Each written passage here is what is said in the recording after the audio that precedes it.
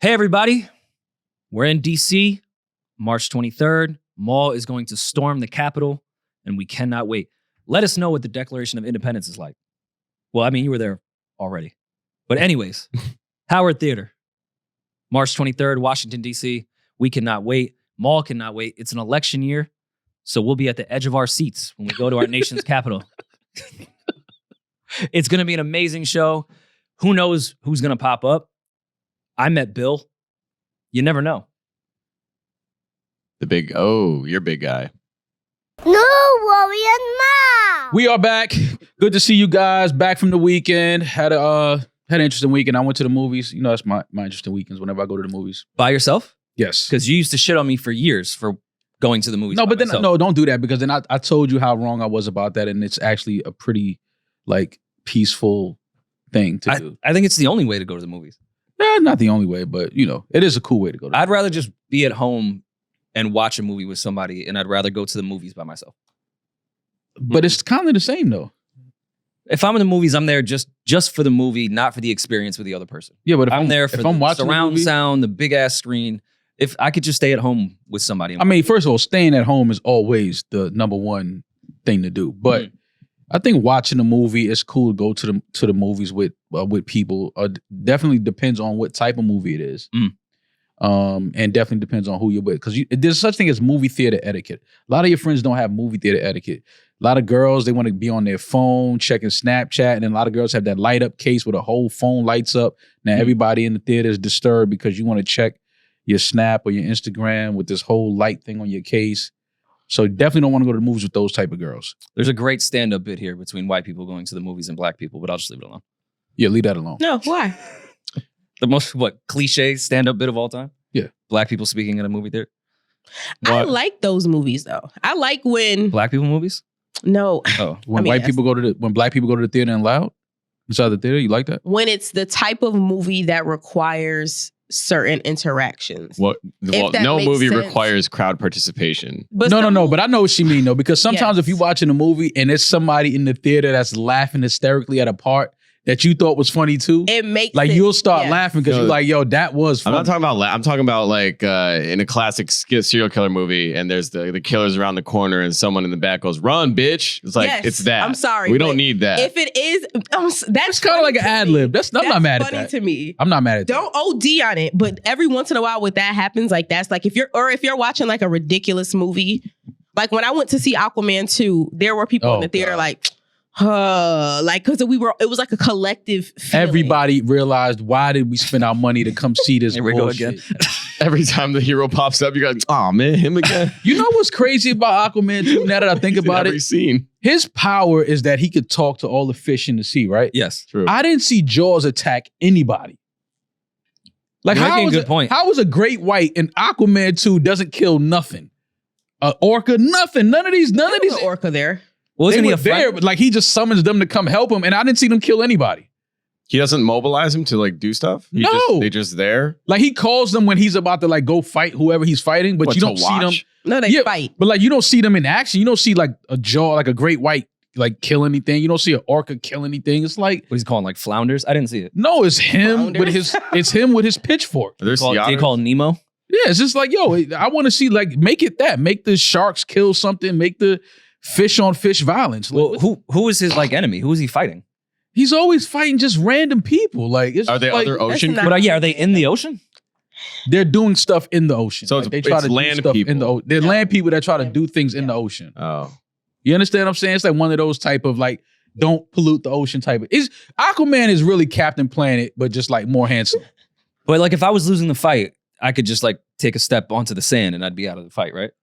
No, Aquaman can follow you on sand. But can he do anything to me in the breathing world? Yeah. Yes, he's half Yeah. human. He can breathe. No, I know he can breathe, but does he have any special powers?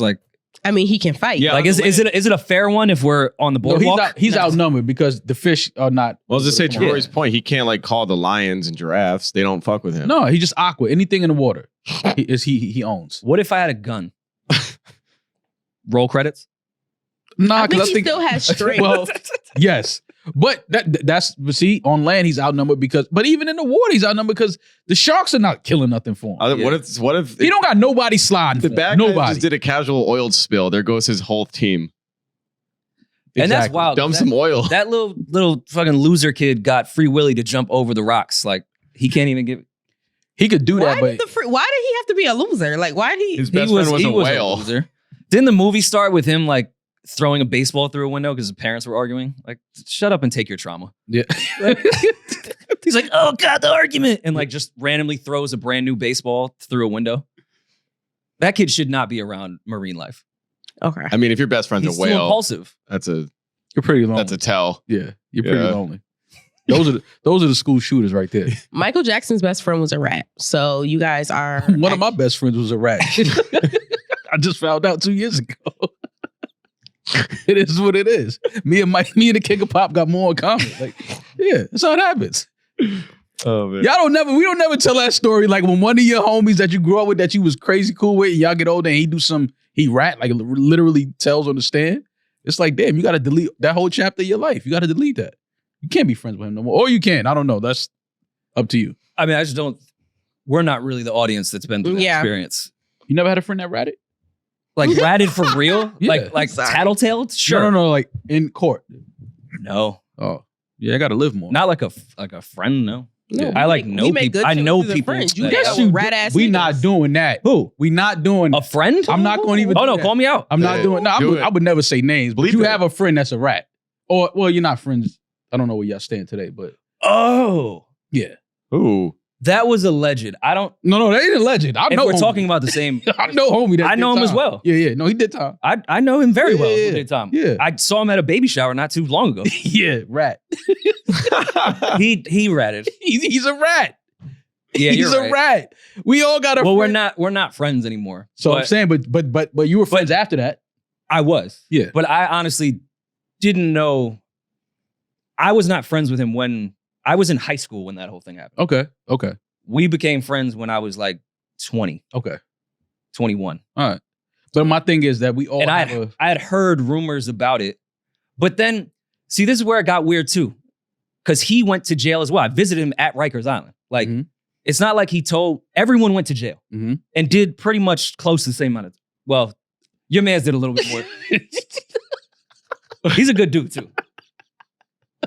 That's how it happens. You rat to get lesser time. I'll tell a quick story. I totally forgot about that entire thing. I really thought I had you in a corner till I realized, yes, somebody that was really we all got. I was at a birthday party. How I really found out about most of it was I went to a birthday party and I got there a little bit early. And then I got cornered by like 3 people, one of which he had just came home and was like, yo, your man's coming tonight? And I'm like, what the fuck are you talking about? Then I got the story. Yeah. And I can't lie, I was a little uncomfortable in that bar being surrounded by 4 people, one who was fresh home and like, yo, your best friend, where's he at? I'm like, I don't know. Yeah. Why? Right. I thought this was a Kappa thing. Yeah. No, it's not a Kappa thing. Then a girl cornered me and screamed at me. That was awkward. I'm like, guys, I was in high school when this happened. I have no idea what the fuck you're talking about. Yeah. So you excluded from that. Damn, even you know about that? I thought that was like internal. No, that's my people's from uptown. Like, Oh no, his family, his cousin and me are cool. got you. Okay, Like we cool people. he's a good dude though. All right. Yeah. We get along at the baby shower. It was all fun. Okay. That's so funny. I mean, it happens, man. But I don't know, man. Everyone did time. well, listen, it is what it is. But I went to the movies this weekend. I went to go see the Book of Clarence.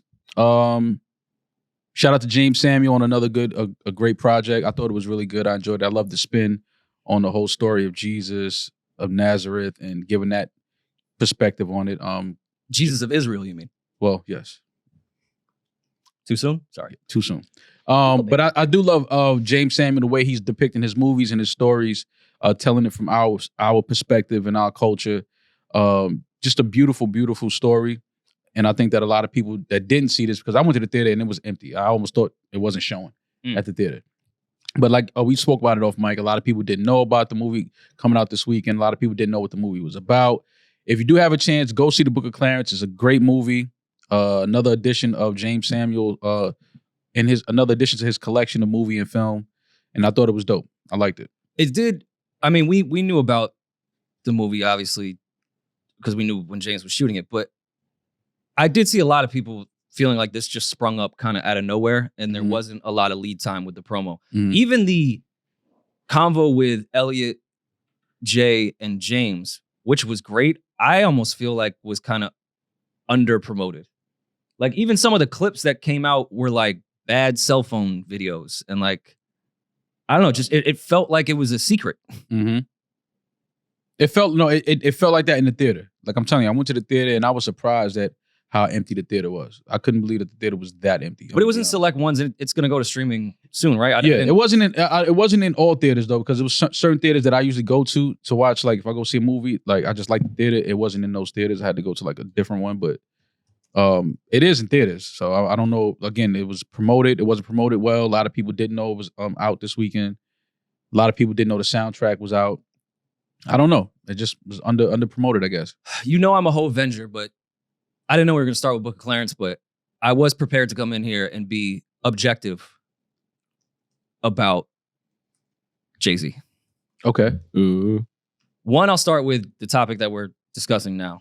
I think studios and production companies need to stop relying on Jay-Z for promo. Okay. I'm not saying in a negative way, but I understand that that's a big card and it's going to get me to click something at any point. But I don't know if there's a million people just like me in that regard. I think when Jay launches a lot of stuff, his team relies on just Jay to do one thing and like it's over. Like that's going to be the promo. Jay did one thing. He popped out, said hello. They took a photo with Beyonce. And that's the only promo we need to do for the remainder of this entire thing. Like I saw James did Breakfast Club, which was great. But we're talking about a $40 million movie. This is a major picture. Yeah. You can't rely on just Jay-Z to get the word out 3 days before the release. He's powerful, but he's not literally the only promotion that you should Not be doing. Taylor Swift. No, he's not, Julian. Thank you for that. Because I feel like even Beyonce doesn't do that. Like even Beyonce puts more promo assets and build up for certain stuff. Like I just think some people just lean on Jay. Like even when a lot of times with like the roster with Rock, sometimes I've seen it's like, well, all right, if this isn't bubbling, let's just throw a picture with Hove in the office. And it's like, I just think things needs to add a few more things around that when it's something of this magnitude. I think things have changed significantly in the way promotion needs to go and needs to happen. I think that's a very old card that people use. When it's just, put Jay-Z's name on something or stand next to Jay-Z or have Jay-Z come out to the video or this, that, and third. Cool. That's still a great thing because it's a great look. Talking about one of the greatest artists, greatest rapper ever. So it is a great look, but at the end of the day, like you said, I think the consumers are just different now. Consumers are not just like, that's cool, but what about the product though? Like, I don't care about, the name. How great is the product? How good is the product? And I think that's where, a lot of consumers are now. They care more about the end result. It's not about the bells and the whistles that you put around the whole thing. It's about, okay, what am I paying for? What am I getting? And I think that a lot of people need to focus more on just delivering great quality, because when you deliver great quality promotes itself. Yeah. You can have everybody show up to the premiere. Everybody show up, look great and dressed. Cool. If the product is terrible, none of that matters. And because I went to the Harder They Fall premiere, which was great. And I think they grabbed a lot of promo clips for that one, which similar case, James directing, produced by Jay-Z. But that was at the movie that was business, Netflix, wasn't it? Yeah. Okay, Netflix. so that's different. Of course, way more money with promotion in that regard. Yeah. But if you look at, and I'm not going to pretend like I know the movie business or how to market it correctly. I'm simply speaking as a consumer that's observing. I'm just a consumer in this. I've noticed that when there's premieres for huge movies, down a fucking Scorsese movie, we don't ever really see the premiere. It's not that big of a deal as far as promo goes. They put promo into everything else. With these movies, it feels like the premiere is the only promo piece. My second thing here to hate on Hove. I want to start by saying the soundtrack is great. James fucking smoked it. I had that on repeat. I didn't really get around to most of the albums, because I was listening to When that. you see the movie and how the music plays into the movie is dope. Smoke the soundtrack. That Doja and Kodak Black record is fucking crazy. Mhm. Kodak went nuts. Mhm. I forget sometimes how dope Kodak is when he feels like rapping. Yeah. He was rapping on that shit. Content was great. Doja went nuts. Hats off. The most unnecessary Jay-Z verse I've ever heard in my entire life. Mm. Just make it a 10-minute D'Angelo song. I feel you. Like either commit or don't. Mhm.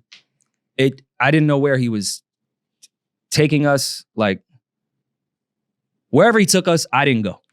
Right. I was just waiting for it to go somewhere and it didn't really go anywhere. And I get like trying to put a different spin on it because it's D'Angelo and I understand the inflections in your voice with the type of record. I saw the attempt. It just felt unnecessary. I think Like it was a weird point in the song that just didn't need to be there. I think that it's we're at a point where we're just so used to hearing Jay a certain type of way. And when we hear him do different things, especially at this stage in his career, it's kind of like, I don't know if I wanted that from Jay. I'm fine with experimenting. And I'm not saying I wanted a God did verse on this D'Angelo record. I don't think it called for that. Mm-hmm. It just felt so incomplete. I'm fine with an experiment. If Jay gave us a better verse in that type of tone and that It was type of only direction, what, like 8 bars maybe? like 12. Yeah. I just didn't really know where it was going. It was just unnecessary. Mm-hmm. It was the first time where I was like, I really just didn't need that Jay verse. And that's never happened before. Well, I mean, then that's okay. I think that this was a different type of sound, a different type of. First of all, I don't remember the last time we even heard D'Angelo. Oh, this was more than a 12. It just felt like. No, it was just, the cadence was weird. It sounded spoken wordy. Which I wordy. would have been fine with if he delivered better. Incomplete I don't mind thoughts. spoken word. Yeah. It was like random sporadic thoughts. Yes. Yeah. He was Jay doing it was more couplet based Nah. rather than a He cohesive just threw out that was just verse. like his thoughts in his head, and he just kind of threw them out there on the beat. Like, so it was unorthodox. It was very unorthodox. But even approach. to Rory's point, because when we came in Friday and we were talking about it when the official whole song came out, we were like, okay, the leak was the full verse. So we were under the impression, okay, this is the leak. This is like the pre-verse mumble, like talk through what am I gonna say on this verse before I really get into it. Mm-hmm. And then they came out and we heard it, we're like, oh no, that was the verse. that's it. The next 7 minutes is D'Angelo, which is great. But that was the verse. There's no, okay, I found this. Let me really lock in and give you, because I also am like against the God did verse is cool, but I'm against the whole like cut the beat on and let him go for 64 bars. Like we don't need to do that every time. Mm-hmm. He could have just done like a cool 16 or like 32. That would have been dope. Like after this, Mm-hmm. but I mean, it just didn't. If you're gonna do, it was flat. if you're gonna do a 10-minute song, that's where I'm saying it felt pointless. Yeah. If this was a 4-minute song and you wanted to get that Jay and D'Angelo moment, and this filled up a minute of the song, I'd still be disappointed in the verse, Mm-hmm. but I would see the purpose of it. If you have 10 minutes and then just randomly throw this in the middle, it's like, if you're gonna do 10 minutes, let Jay-Z really do something here. Yeah. But definitely was unorthodox. Definitely song wasn't is expecting that type of fire. flow and that type of cadence. But the overall soundtrack is really good though, and especially in the flow of the movie, in the scenes that they use certain songs, really well put together. But James is, he's hands on with everything. He's a producer, director, writer, artist. Like he's hands on with everything. So he has his vision in his mind, and I think he did a great job at putting his vision out to everybody. And again, we should support it. So if you haven't seen Book of Clarence, go check it out. Go support it. Shout out to James Samuel on another great job. I'll tell a very quick story. I think I was in the studio the same time this was cut or was being mixed. In October, you guys remember when I blocked out a whole week Mm-hmm. Yeah. to start on the second album? So I was at Flux Studio. Shout out to Flux. Love that place. And again, D'Angelo could have cut this in Australia. I have no idea if what I'm saying is accurate. But in the basement of Flux, there's 2 studios. I was in one, the other one was closed, and there's like a water cooler area in between. Mm-hmm. So I was going back to get water or use the bathroom. And I Nah, went in, he was trying to hear what they was working. and it was right next to the studio. And I Yeah. was like, is that D'Angelo? Mm-hmm. So then you had to go to the bathroom 7 times. Then I went back into the studio and I told Yanni Child, I was like, I think D'Angelo's next door. And he was like, come on, shut up. So we both kept walking back and forth. I started pulling out Shazam because I was like, maybe this, I don't know this D'Angelo song. And I know his catalog pretty fucking well. Mm-hmm. Wasn't popping up on Shazam. Like, this is weird. Then another engineer came and I was like I don't want to be that guy, but like, is D'Angelo in there? He's like, they're doing something. He's not in there, but they're doing something. Then I went back in the studio and another engineer came and said, hey, can you guys not go over there again? Oh yeah, that was definitely Rory. Damn, you're the op. That was definitely Rory going over there too many times and then had his phone like this at the door. Rory dropped the mic under the door. I was smoother with it than that. You had your ear pressed on the door. But you got to understand, like, when you're in studio, sometimes you'll walk down the hall and like just hear shit like, oh wow, that's cool. When you hear a D'Angelo song, you stop. Like, what the fuck is going on in there? Well, he's one of those artists you definitely, if he's in the studio while you're in the studio, it's kind of like, oh shit. And I don't know if it was, I can't really remember the song because this was in October, but I can't think of anything else D'Angelo's put out recently. Or maybe So, like, something that he has that's coming. Pause. And it does make sense because they were working on one record for like 6 hours. And now it makes sense if it was 10 minutes that they were mixing. No, they mix 10-minute record. They mix it down from 6 hours to 10 minutes. Crazy. Yeah. But that story doesn't matter too much, but it just made things full circle for Yanni and I. Because the whole time we were bragging to people that we were next to a D'Angelo session. You said you did a D'Angelo. You told people you did a D'Angelo. Oh, for session. sure. No, I did not. He texted me and told me. You said you did the drums on the fifth minute. You know, Rory. If D'Angelo was there, Rory was like, "Yo, I got this track that'll be." Of course, I would do that. Why wouldn't I? D'Angelo, like, if I was in a session with D'Angelo, I don't think I would play any of my beats.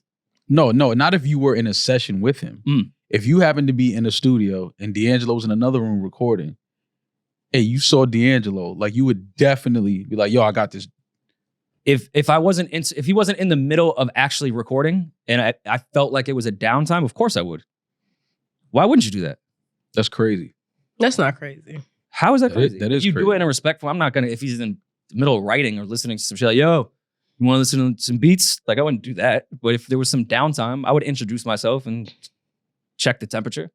Mo, I think your beat's trash. That's why he's saying it's disrespectful. That's fine. No, I'm not saying his beats are trap. I'm just saying it's a certain level. No, it's just a certain level. It's like artist I'm just not at the level. Yeah. No, if it's your first time meeting D'Angelo, no, you should absolutely not pitch a beat to him. I just don't think that. If I thought there was a world where I would maybe meet D'Angelo again or we would form some type of relationship, no, I would not out the gate be like, yo, listen to some stuff.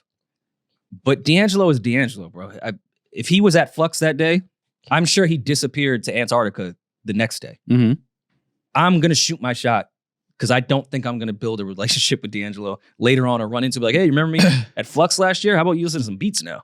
No, I mean, listen, I'm never mad at anybody, especially like if you're a recording artist. I'm never mad at you if you bump into artists that you like or that you would love to work with.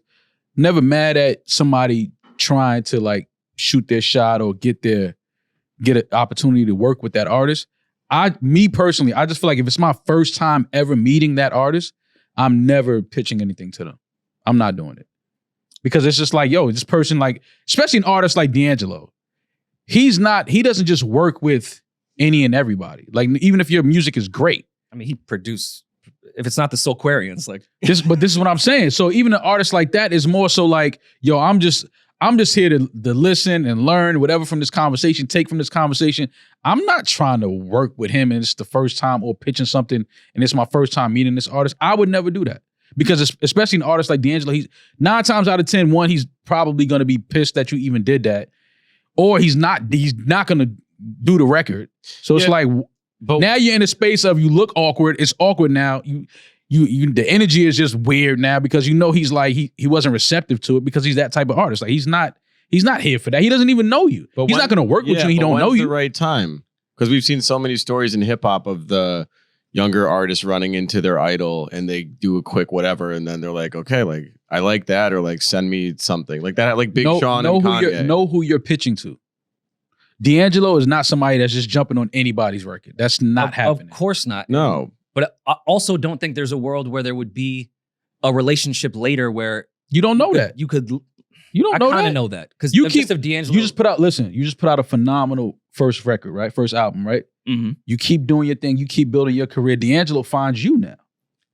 But I think the first time that you meet D'Angelo, you should not pitch a record to him. No, I don't think that's not D'Angelo. That's like pitching a beat to Andre 3000. He's not cutting that. That's not happening. That's not happening. I did that. Hit Boy Nas session, which I've told that story when I walked in. I didn't know Nas. I was like, what the fuck? It was just me, Hit Boy, and Nas in a fucking studio. I play beats. Yeah, but okay. Did anybody cut to the beat? No, Nas. They were done. Nas was leaving. That's why I was meeting with Hit Boy and they were finishing up a session. Nas was about to leave and hung out for a little bit, and they played me. I think that was King's Disease 2 around that time. Yeah, whatever. They played me some stuff, and then as Nas was, getting ready to leave, or whatever, Hit Boy just passed me the auxiliary. I started playing shit. I played a great Mobb Deep flip that he loved. Like, it didn't amount to anything, but I'm not going to take that chance if Nas is next to speakers and I have an auxiliary chord to not play him something. I just think it's more about knowing who the artist is. I agree. And I think that goes across Andre life. 3000, never play a beat from him. He's not going to do shit to it. I don't know if that's entirely true. What? He didn't lay beats. He made beats that he didn't rap on just now. He is not even rapping on his own shit. So? Yeah, but to Rory's point, I still think there's value in... I don't think the expectation is I played him something, therefore we're going to have a record together. It's just, why not just take advantage of that moment and just play something? Why? The worst they can do is say I'd rather just have a conversation with certain artists. I don't need to play any music. I would rather have a conversation, talk to you, learn from something, hear something. We develop a type of that's what I would rather do. But you're leaning into the development of a rapport. These instances don't come about ever. Certainly not in a repeating way. So Rory can't be like, all right, I'm in the studio sharing a wall with D'Angelo. I'll catch him on the next one. I wouldn't bank on that's why I kept going to the water course. There's no fucking way D'Angelo's in there. But you keep D'Angelo's in. Again, you keep saying catch him on the next one though. I'm not talking about like that. I'm just saying it's certain artists that you just know, bro, I'm not gonna. This is my first time ever seeing this artist in real life. If we have a conversation, great.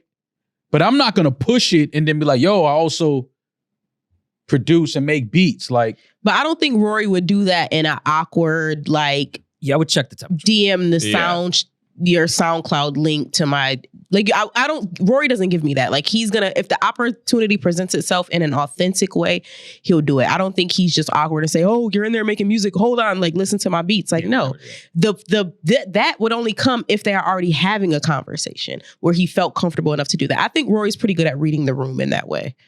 And I would introduce myself to start to check the temperature. And if for some reason he seemed in a warm mood and had some idea of podcast world or any cool conversation we could have to connect dots, I would 100% say, hey, do you have 5 minutes? You want to hear what we're working on next door?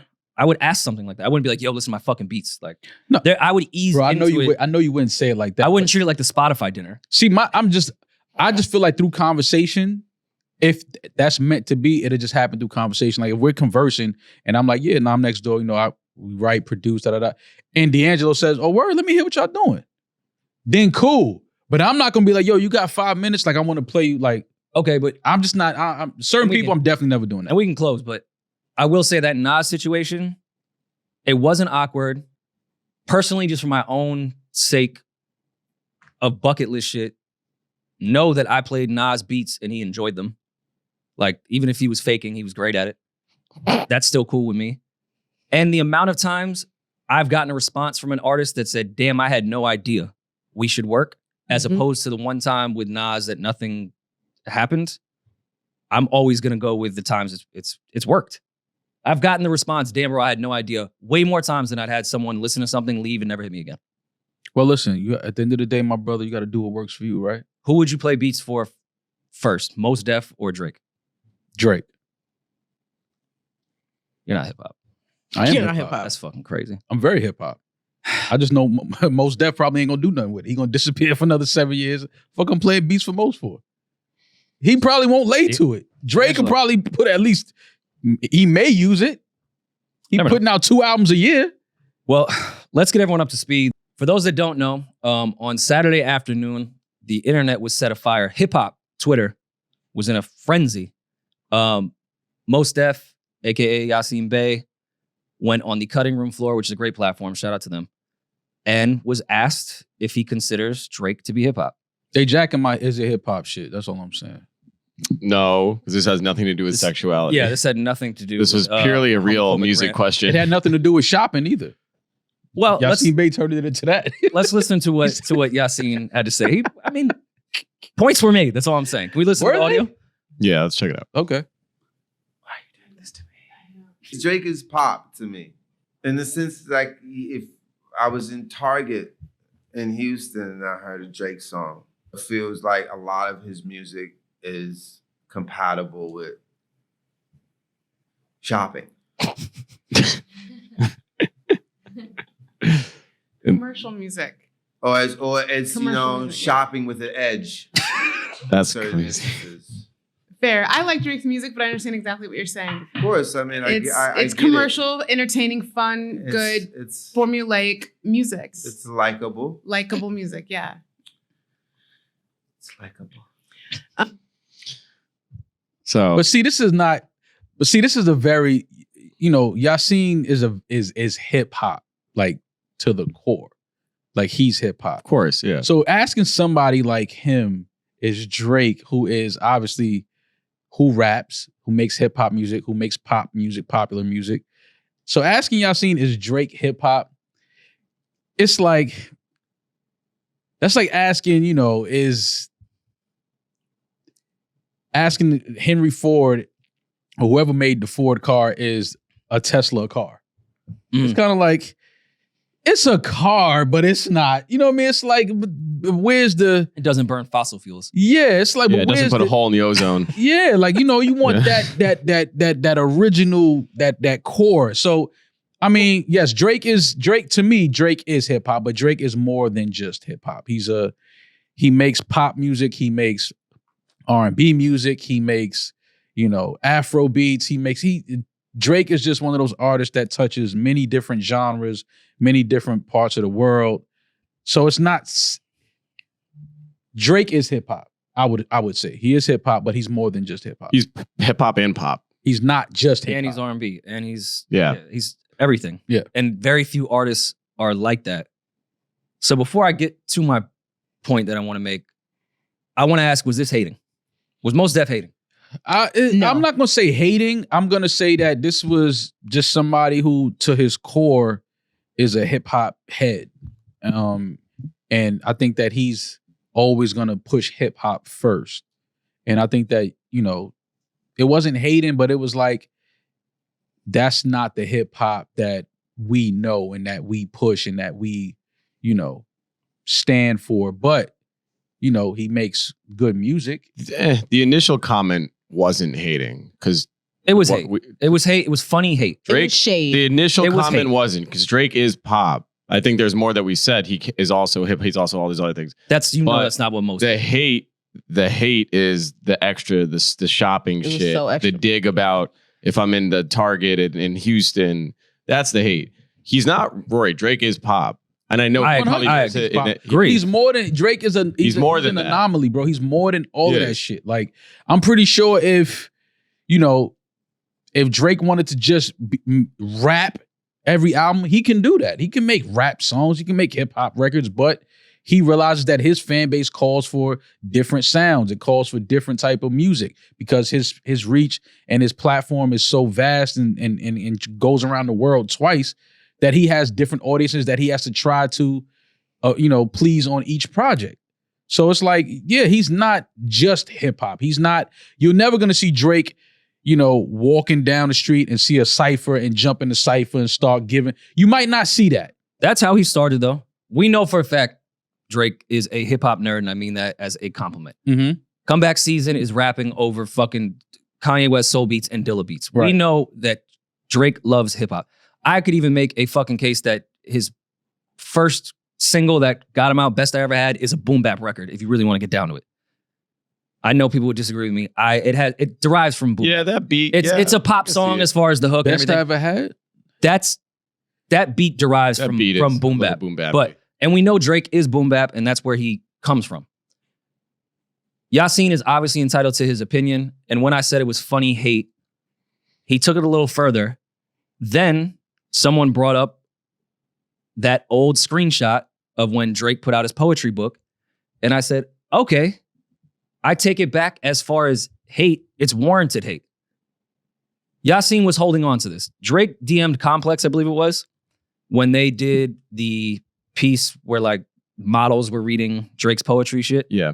So he reached out and said, can you do an article now where the baddest Instagram girls in the world review my poetry book, not the head of the Mos Def fan club? Thanks, laughing emoji. Yasin is allowed to hate. It was hate, but he's allowed to hate.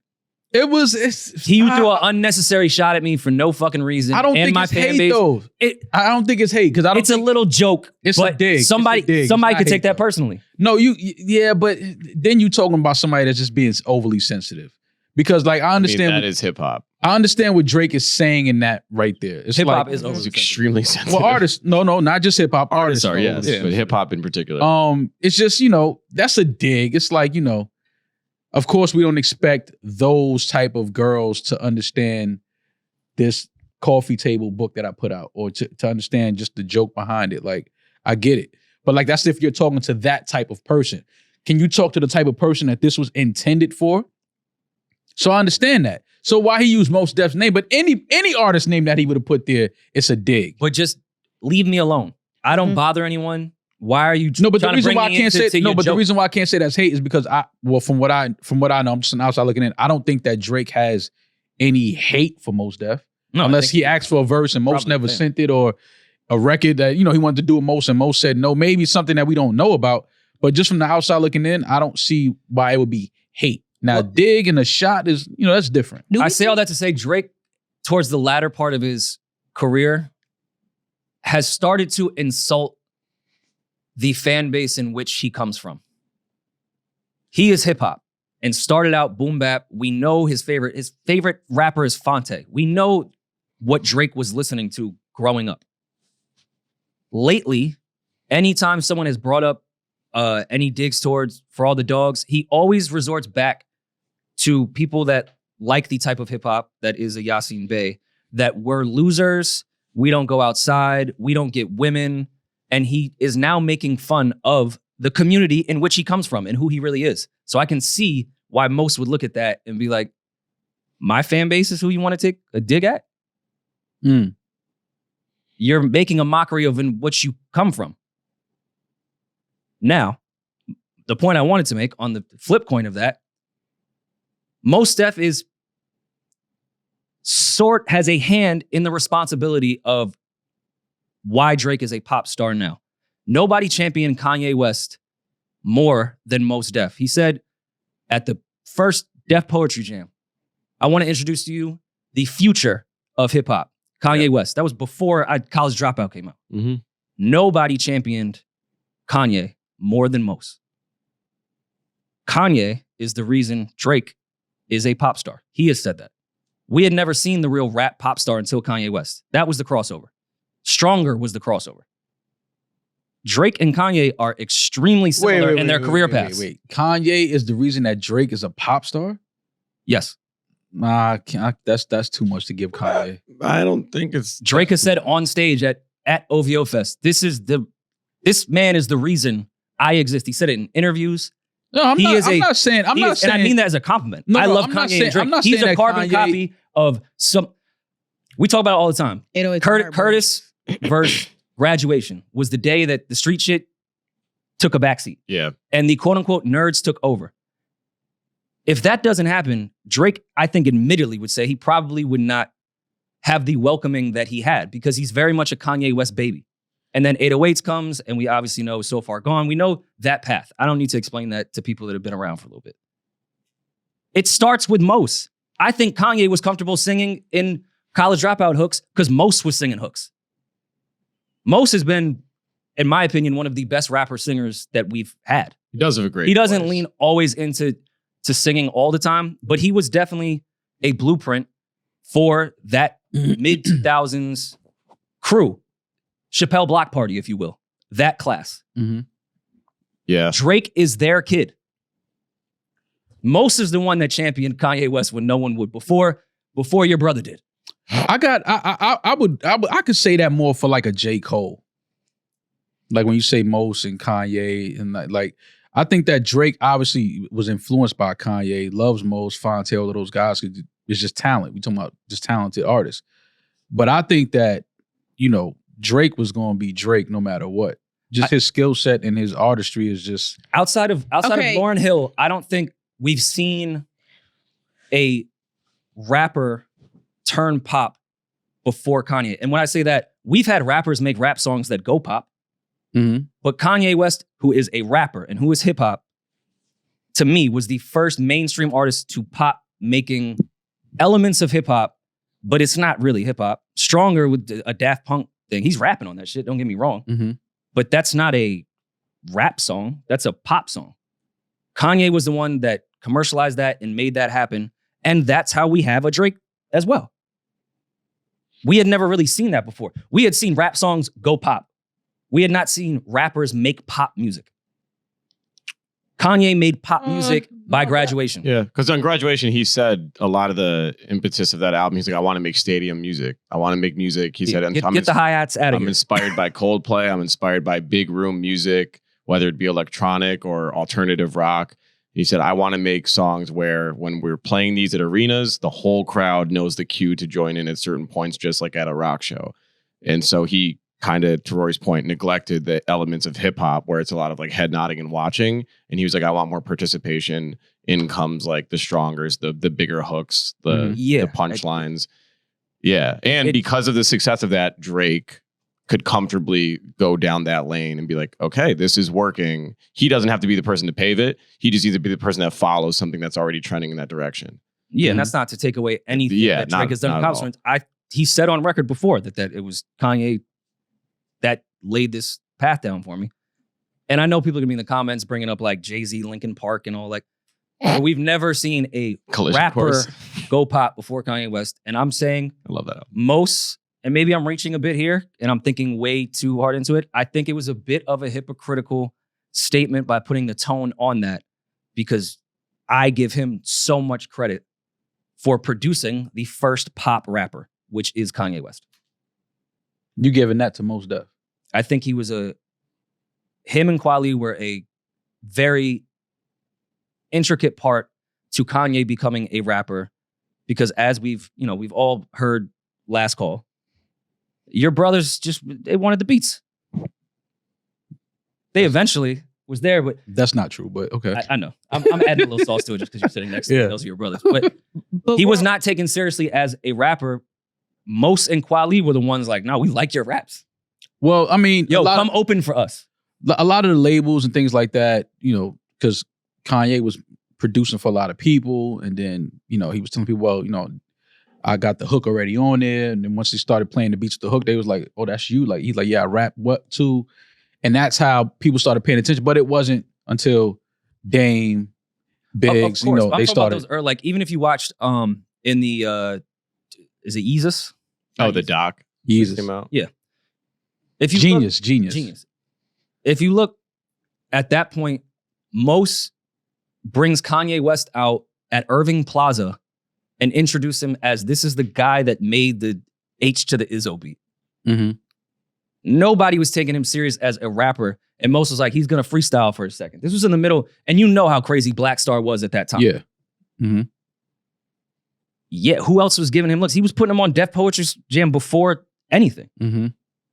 Mos was the one, and Kweli as well, that championed Kanye West to become a rapper, not just a beat maker. In the public eye. I'm not saying there wasn't people behind the scenes like, bro, I like your raps, or Scarface, like, nah, you're dope. I'll give you a swap for a verse if you can give me this beat. Mm-hmm. Not saying that wasn't it, but Mos was the first person that I feel championed Kanye West from the rap side. Those guys, because those were the guys that he was with, he was hanging out with, he was popping up at their shows. They was letting him, like you said, get on the stage and things like that. So you're not wrong in that. They definitely, Mos and Tyler was definitely some of the few artists that embraced him early and gave him a platform to get his shit off for sure. And I'm not saying Mos knew that he was gonna. Well, even though I've heard Kweli and Yasin both say like they knew Kanye was gonna be a superstar. Mm-hmm. I don't think they were like he's gonna become a pop star. Mm-hmm. That's what I was gonna say. Where I'm like, Rory, you can't really blame him for that because I don't think they knew the direction that he was gonna go with it. I mean, but you have to see your involvement in what you champion. I don't put every last thing of Kanye West on Yasin. I just think it was interesting to have that tone about a genre that you kind of helped create. Yeah. Like, that's all. My favorite part of this whole back and forth is Rap Twitter? Of the rap Twitter back and forth is younger kids, younger fans that who are unfamiliar with Mos Def being able to see, oh, if this is a thing, who is this guy? And now they can go back and do the back catalog research. I spent most of my weekend listening to Mos Def. I was like, it felt like I was in middle school again. It was super nostalgic. I'm just happy that these new kids can see and are probably more listening to his music now than ever. So for me, that's the win of this whole thing. And I was about to say, that's, to me, a lot of the times when moments like this go viral, yeah, I'm cool with that because I know what it's going to cause. It's going to cause people to want to go back and the kids that are nerds will look and back. do, like, bring up old interviews and listen to some old records and things like that.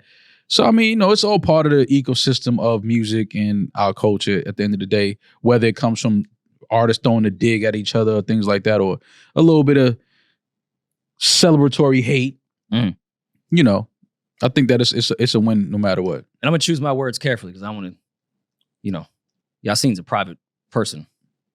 To the people that think Yassine Mos Def music scares the hoes, you should do some research on Yassine's roster.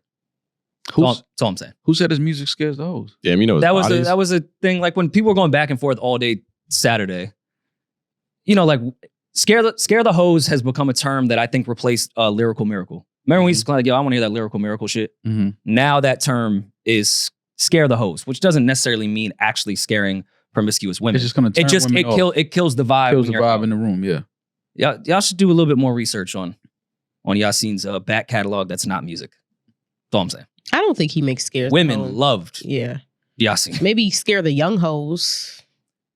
I mean, but JID surround sound is, of course it samples Aretha Franklin, but we know where he got that sample from, and it was from Miss Fat Booty. Yeah. Mm-hmm. I've seen that blend together, and the hoes kept dancing. They definitely did. Miss Fat Booty that's a positive. Hoes like that one. There was also a time when But you don't like fat booty, so what is it? What are you talking? You literally said off camera right before we started recording, I fuck skinny women. You literally said that. What does that have to do with me saying you don't like I fat like booty? fat booties too. It's not a... What is he talking about? What does that have to do? Now that you got the mic. No. Now that you got the mic, what does that have to do with me telling you that you don't like fat booties? I like fat booties. Show me one fat booty. Say it, I don't believe you. I like a fat ass. No, Remember what he said about Rory's dad? No, you don't. Yeah, but my dad actually likes fat ass. Yeah. Like, I like fat asses. Trying to deflect. No, I'm coming right at you. Nah. Show me a girl with a fat ass that you ever fucked with. On Patreon, I will. Not right now. All right. I'll show you. Come on. We're not doing that. Can we actually not do that? I don't want them finding. Well, they won't see. No, we're not sharing photos. We learned that mistake. I just want him to show me personally. I don't need to. Nobody got to see that. I just want to see, because your interpretation of fat booty might be like. I like a. Could you pull one up really quickly to not show and just text from your seat now a photo to Maul, so he can just say yes or no? He don't gotta do that. I got just you, show it to Damaris, and Damaris gonna let us know what's happening right now. But you already know it's gonna be. No, show it to Damaris, and she gonna let us know what's happening right now. I don't even gotta see it. That shit is fat. Say it. Julian, put that's the phone fat. Up. Julian, put the phone. Or is it just a fat girl? Yeah. It's definitely not a fat girl. Yeah, it's definitely not a fat girl. You ain't never had it. You ain't never had 250 pounds of That's a big ass. We're not doing that. She has a nice butt for her shape. It is not a fat ass. Small. Okay, I'm telling y'all it's not a fat ass. Small. But you ain't never had 250 pounds of loving though. No, definitely not. I know, see? That's not fat. He don't know what he missing. That's he never had 250 pounds of fat ass. Broke my little frame, but it was worth it. Yeah, it was worth it. I enjoyed the ride. My hip ain't been the same, but fuck it. My pelvis was shattered. Yeah. It's all love though. It was great. Rory, you fucked a 250-pound girl before? Probably 200. 220. Well, I got more too. This ain't a fat. She's small though. Yeah, this ain't a fat booty. This ain't a fat booty though. I don't know if I've hit it's nice. 250. It's cute, but 220. Yeah. You never hit a 250? I didn't weigh her before. I'm just get on the scale. Going wrong. Get off the scale. Well, you ain't never see a boxing fight where they didn't weigh in, right? You got to weigh in before you go in there with that big girl. You got to get on the scale so I know what I'm doing. I'm really trying to think, because I don't never know how much people weigh. I'm always grossly underestimating. Never had 250 in the bed. No, definitely not. Yes. No, I know that. See, scared you. Julian, how much do you think I weigh? I'm not gonna do that. I really don't. Like, you can't offend me. I'm telling you. How I much can look at Baby D and tell I'm good. Go ahead, Ma. Baby D is solid. You are solid, because You about Mhm. I'm nervous too. you about 168. Julian, Oh, I'm not answering this. Just go I to. promise you, I won't. I wouldn't. I had a joke, but I am not going to be offended. I would. Sure, I'll do less than Maul. I'll say Yeah, that was 158. I'll do Oh, 10 first- pounds you don't less. fucking First women. week sales predictions, but Damaris's weight. Yeah, I Hilarious segment. 168. 171. What? Well, I told you. Mm-hmm. Come on, Yomi. Fam, I can eye what? it. I can eye that 8 ball sitting on the table. I know how many grams is right there. God damn. She looks like she weighs 100 bricks. Yeah. That's gonna be crazy. 2 trips right there. Point, Well, you remember what the proportion weight will was of have the a lot 92 to do. bricks Yeah. Yeah, when they were shipped. So that's how you gauge everything. Damaris said it's the proportion because like I weigh. I'm like 6 pounds more than Damaris, Mm-hmm. and I mean, You're- it's like I'm significantly larger than Damaris. You're Taller. taller. You're taller. But I don't know. I guess I'm fucked up. I don't know how. I always base it off height, not like body. I You don't gotta know. add in the hair gel that weighs Yeah. a bit. Yeah, Yeah, it's for sure. it's some grams. Yeah. What do you think Rel's weight is? Rel about a smooth, A smooth. about Ew. 153. Mm-hmm. Really? How do you know this so well? Down. Yeah, I got 148? I got him at 145. 147, 145. 145. Okay. 145. All right. Right there.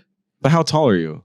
Like 5'7". 5'7", yeah. That's probably good. It's a healthy weight. Yeah, that's like a good BMI. Yeah, Yeah. definitely. Yeah. That's like what Europeans weigh because there's not. Before I started lifting, I was Stuff. 155, and I looked sick. Yeah. Thought he was And then I looking started girls. like that Look like the women that I you. threw on 20 pounds of muscle immediately. Shut up. All right, and I ain't gonna lie, man. I don't like the way Mos Def started sounding like Sir Ben Kingsley towards the end of that. Like, where you get that accent from? I know he's been out of America for a few years, but he started sounding like Sir Ben Kingsley at the end of that podcast a little bit. I don't know. I mean, we've seen him do characters before. He's a great actor. That's what I'm saying. I can't take these guys because it's like, are you acting or are you for real right now? I think he was executing a hilarious joke Okay. and put on that accent shopping. Like, Yeah. It's like, what is this? Oh, so good. outside. Well, actually, speaking of Drake, he doesn't make Scare the Hoe music, obviously. Probably makes the greatest music for the hoes. I just don't know who he's hanging out with at the club. Shouldn't it be the hoes? Well, he does. Why is there little kids in the club with Drake? Relax. I'm not doing an Aaron Rodgers thing here. Please. I'm not saying that whatsoever. And it's not just Drake. What's this young man's name? FNG. Young man. Little FNG kid. Lil King. So this kid is a rapper that just goes to the club with other rappers. Well, don't be Can rude, you break Rory. this It down? was his 11th birthday. So they were, like most rappers, going to the club to celebrate a birthday. What's his name? FNG Lil King. Well, happy birthday to FNG Lil King. You don't mean that. He's the big 1-1. We talking about him on his 11th birthday weekend. Yeah, happy But you're really excited about his birthday. I'm not excited. I'm just wishing him a happy birthday. Okay. But you found out about him just now. Well, yeah, I don't know who he is. I don't follow him as his music, but Do you think he'd listen to my beats? Pause. definitely not. Okay. He don't look like you make the type of beats that FNG Little King would be. So I don't make beats Inspired by for D'Angelo. I don't make them for FTN. I didn't know. I never said you didn't Lil make King. beats for D'Angelo. I just said when and where you play a beat for D'Angelo is the difference. All right. So can you guys give me a little bit more backstory? Is this just a I have new no viral idea moment? who this is. Who is this kid? It's just another thing that celebrities take a photo of him because it's the moment. So, Is he the new Little Terrio? yes. Remember Little Terrio? That's how old I am. FNG King. I have a story about Love that. Terrio. He's connected to Finesse 2 Times. I don't know if you guys know who Finesse I 2 know Times Finesse. is. That's his Nah, he- management team. He has Yes. two sisters pregnant at the same time, right? Does he? Oh, swag. Isn't Good. it? This kid's in good hands. I mean, I don't know where his dick's been. Honestly. No, I can't mean, tell I you. think Finesse 2 Times is very open about that. Like, I think he has sisters pregnant, or he has 2 girlfriends. That's what the 2 stands for. I mean, he's living his art. You got to respect. Does He's living everything his art. twice. But I do think he has either sisters or 2 girls pregnant, like currently, or something like that. Well, FNG King has a song that went viral. It's called Glorilla Mode. It came out 7 months ago and it has 4.4 million views on YouTube. Mm-hmm.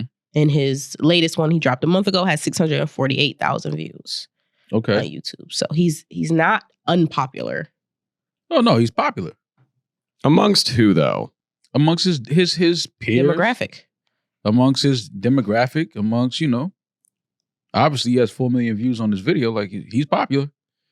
I mean, we know how that. As a former digital marketer, optics are one thing. You can fabricate everything. That's very true. This 4 million on YouTube means jack shit. I don't know about meaning jack shit. I could get it. I could get in one of our videos 4 million views tomorrow. Can you do Then it? they might take us off YouTube. I'm just saying it's like not that happens like, when people buy views. Their fucking pages get taken down. labels do it every week. That's true. I mean, but then they just text Leor on the side. Yeah, They'll take this one down. I was a little nervous to have this conversation because I didn't want to sound like the Debbie Downer and like ruining all the fun. Mm-hmm. Because I feel like I do that a lot. And I don't know, we've seen a bunch of kids that are viral for the moment and it never works out well for them. Like it never helps their growth as going into adulthood. Well, he's an artist. He's a rapper, right? he is. So he's pretty big on YouTube. I'm assuming. So I mean, I guess he's just this is what's different from this. And then when obviously, well, he's probably not as big as Bow Wow was at that time, but Bow Wow was in the clubs when he was 12, Different time. 13. Also, I think Bow Wow would say that just did not help. Well, he told His us that overall life. himself. Yeah, but still, You don't see this as like grooming in a sense. it is. But again, it's if that's the music that he's making, then he's right on par. I don't see it as grooming. I think it's taking advantage of a moment that is only going to affect that kid in a negative way and no one else. Yeah, like this. That's how I view it. This And that's why I didn't want to be the Debbie Downer here, but this is fucked up. Yeah, this video isn't going to affect Drake or change Drake's lifestyle or perception on women at all. This kid is going to be the one catching all the trauma from. Then this I was shit. scared that I'm now going to go down the gender path because we'd all be up in arms, rightfully so, if they had an 11-year-old girl in the club dancing with female rappers. But because it's a boy, we don't give a fuck. And this is going to possibly ruin his life and his perception on women, nightlife, just everything in general, materialism. But because it's a little boy, we don't give a fuck. Well, I mean, We'd be up in arms if this was a little girl, as we should be. But we should also be up in arms of how this could be extremely harming to a young boy. And I'm sorry that I'm the Debbie Downer of this topic because I know it's just fun, viral stuff and little kids rap with money. Like, why we am I here to being talk this about guy? real shit. We here to talk about Yeah, my real bad, shit. my bad. So, I don't know. I watched Little Terrio be in a hotel lobby after Trelectro in 2013, 2012, whenever it was. A whole group of adults at 3 a.m. surrounding Little Terrio with their cameras out, trying to get him to do the dance. Mhm. And it's 3 a.m. and this kid is like, "What are y'all doing? Yeah. This is not healthy for a developing brain." Well, when we sat down with JD and Bow Wow, that was one of the things we asked Bow Wow. Do we think that, that part of his life, him being in the clubs and being around women and having access to all these women at that young of an age, did it affect him in his adulthood? And he said, absolutely it did. There's no doubt about it, that it definitely affected him in a negative way when it came to his relationships with women as an adult. I think that this is some of the same. I mean, I think he's around, he's in a strip club. It looks like he's in a strip club, throwing money, he's around. So at 11 years old, doing that, you start to, at a young age, look at women very differently. You start to have interactions with your peers differently. I'm talking about his age group. Because, at 11 years old, if you're hanging out with Drake and Little Baby and all these guys, like, what does that do when you go, if he's even in school? I don't know. If you go to school now, like, how do you act with, your peers in your school? And that's why I do give Bow Wow a lot of credit for coming out relatively sane. Like, because we've seen plenty of child stars Oh, yeah. It goes bad. go off the fucking rocker. It goes bad. And while this kid is not a child star, if you look at like the Macaulay Culkin, Drew Barrymore, but list goes on of child stars that did just stay in the business and continue on. We saw that they got fucked up, but they were always still in the spotlight somehow. This kid, and I'm sorry if I'm hating on 11-year-olds, there's a high possibility that this is just a moment thing. So who's going to explain to 11-year-old when nobody cares about the viral moment anymore? When you turn 13. it's already damaging to have a kid in the spotlight as we've seen. But those kids at least maintained a success level and an attention level while they were hooked on drugs and fucking up their life. Mm-hmm. This kid, what happens when this passes? Who's explaining to when he turns 12 and little baby doesn't reply to his DMs? Sorry if I'm putting this on people on their jacket, but when Drake doesn't reply to his DMs, when all the people that wanted to take pictures with him and use this moment no longer care, and when he goes to the club and the bouncer says, you're 12 years old, you can't come in because you're not, this isn't a thing anymore. Who's going to explain to that 12-year-old why nobody is paying attention to him anymore? But what if he grow? What if he continues to have a flourishing? I hope that happens. Career. But what sucks is now I'm just going off the basis of viral moments and how long they usually last. That's all I'm saying. Yeah. And now that's why I was scared to talk about this, because I'm sounding like a Debbie Downer hater. It's okay. No, you sound like an who I am. adult. No, you're right. Because he's a victim of. You changed since you had a kid. I'm about to tell you that. In a bad way? No, I'm just Oh. I think to Roy's point, he's a victim of the people that he's the people that are controlling his likeness and his career. Like his life is in their hands. So he's a victim of how they want to push him and how well they can push him and how he's publicly perceived. So like we know in the music business, it's a revolving door. This will run its course. And either they find they're not going to, whatever. They find another artist that's even hotter and they'll divert and put all their attention into that. And like most artists, you get benched or you're no longer the priority. Mhm. Like that's going to happen. It's going to happen at some point with this kid. He will no longer be the face that they're pushing. Then it's, okay, now what? When you have to be alone and when you're not the hottest thing in the club, but also you're not in your 20s, you're a child. Right. That's you're setting this kid up for long term. Again, we're speaking of if he absolutely has no career, no long-standing career. We know how this industry works. I mean, but now more than ever, it is fly by night. Yeah. It's like it's over pretty quickly for a lot of people. Not everyone has the her story. Yeah. Where they put her out at 13 as Gabby Wilson and it didn't work out. And then she came back as an adult. Mhm. Rarely fucking happens. And I hope I'm not wishing anything ill on Little King. I actually, it's the opposite. I really hope he has a good support system and family around him. Mhm. Because I don't care if you're 11, 21, 40. This is the worst business as far as maintaining. It is. And it fucks up 30-year-olds. Imagine how it could fuck up an 11-year-old. That's all I'm really getting at. And not to go back to Mos Def, but the last part that no one really talking about, what happens when the empire crumbles? What happens when the values of everything that we're talking about in the music destroys the genre that we have? Obviously, this is an extremely small portion of it, but it's part of a crumbling empire when we're having 11-year-olds in the club with rappers and chains and money and like. I mean, I can't speak. Listen, and I sound like a Debbie. I like ignorant music too. I like ignorant shit. But when there's no balance, yeah. What's the messaging here? Listen, I'm guilty, man. I clubbed with Bow Wow when he was like 12, 13. Yeah, but you were like 16. Oh. Yeah, you were both illegally in I was like 18, 19. I was like 19, I think. I think he may have been 12, 13. I may have been like 18, 19. Paint the picture for us. It was All-Star Weekend. That's sick.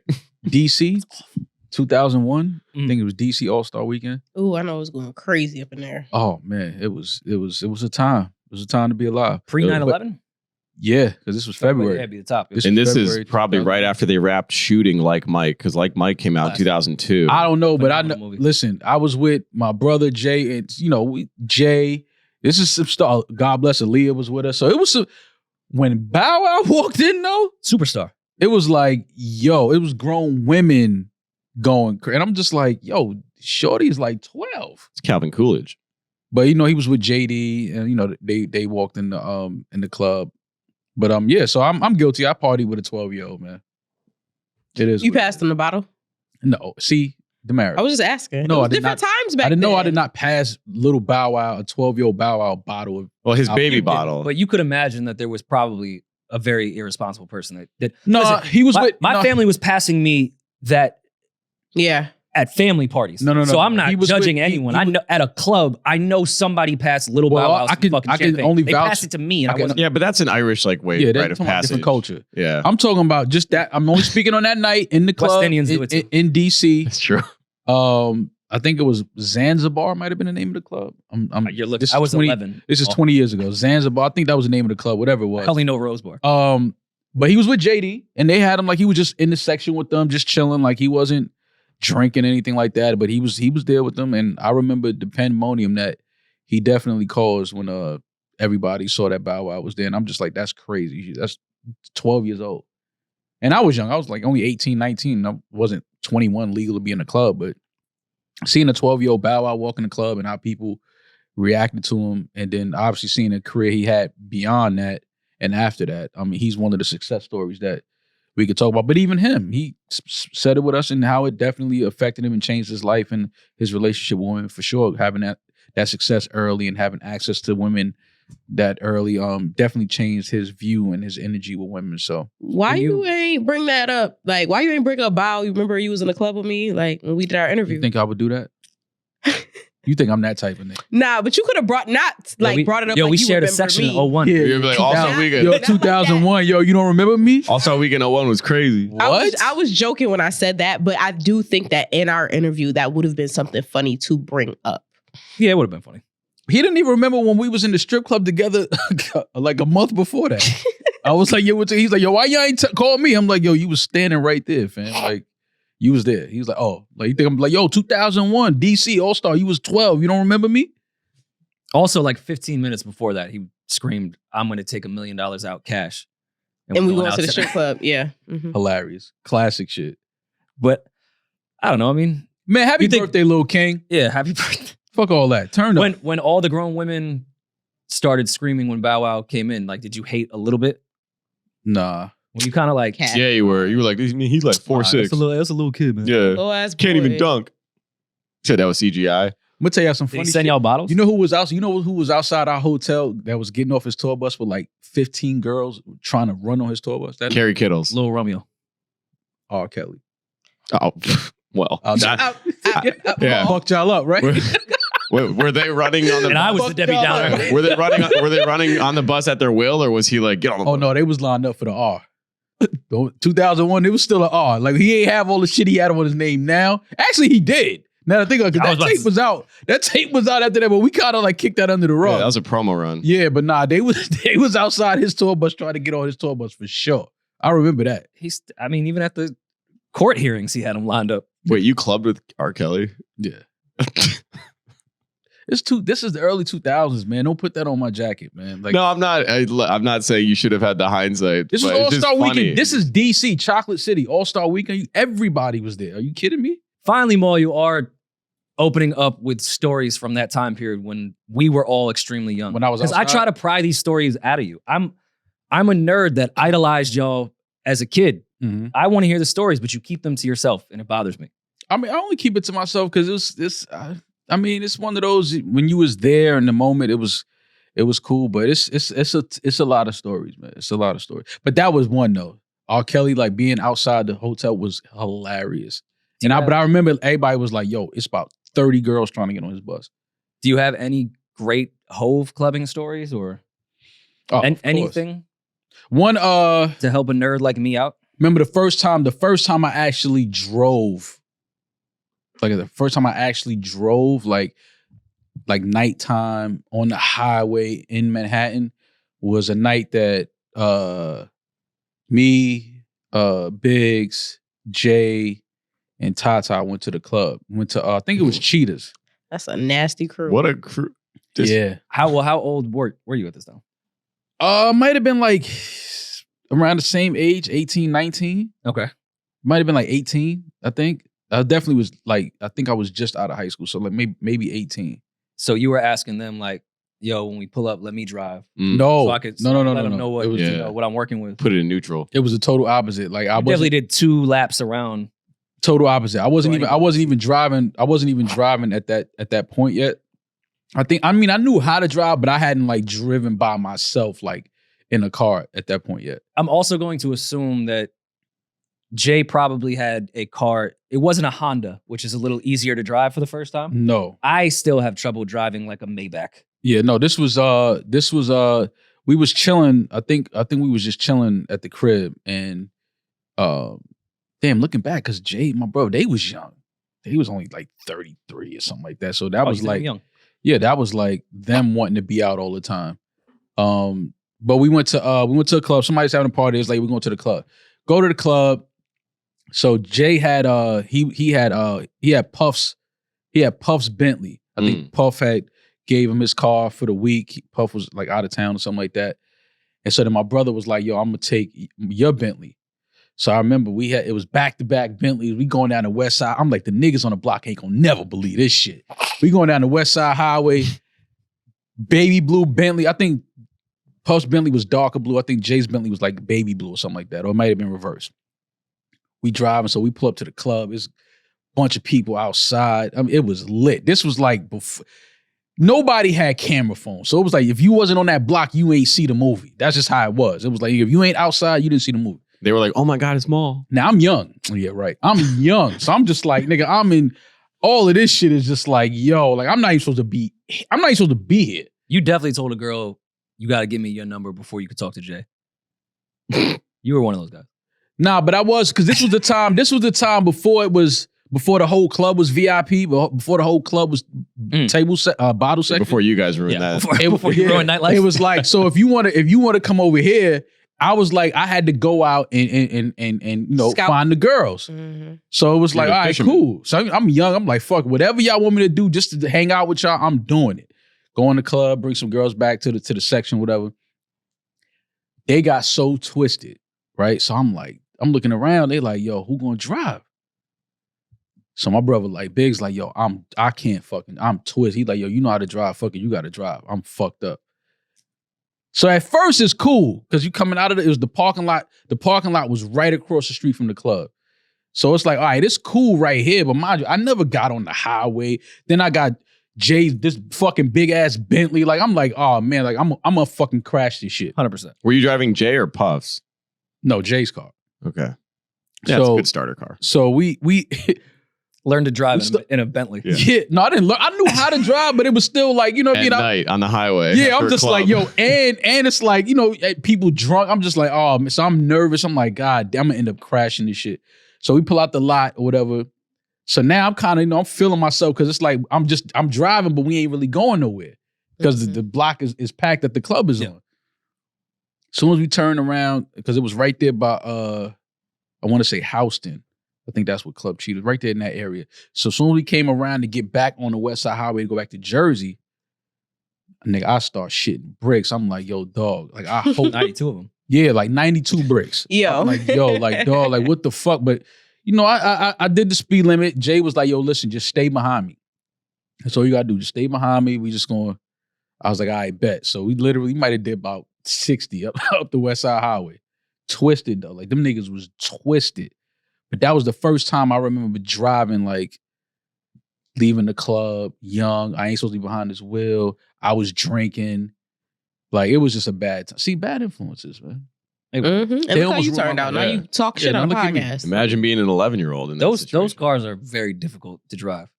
The only time I ever drove like a Maybach or a Bentley was the intro to the Emotional Oranges Down to Miami video. They had this great idea that I would play the driver. Yeah. And they got a Bentley, I think, or it was a Maybach. I forgot. I think it was the Bentley that was on it was on the cover of, what was it? Is it Hard Knock Life? Was it the Bentley J had the blue one? Okay, so that just makes it like super. the dark, the Navy that was on that volume was, 2. Yeah, I think that was the same car. You parked it in the studio in the white Psych. No, not that one. 'Cause that wasn't it wasn't convertible. I can't remember. But it was like the Bentley Honage. I think that's what the name of that one was. Great times. Go real quick to the video, Julian. Started from the top. That's a But- Rolls Royce. It was Rolls Royce then. I forgot, bro. I drive a Mazda. They put like a mark down.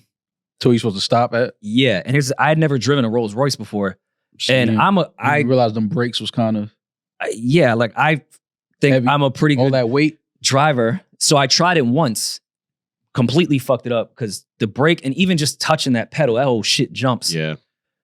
I then took it around the block a few times to practice, and like I almost hit a mailbox. Practice. To practice.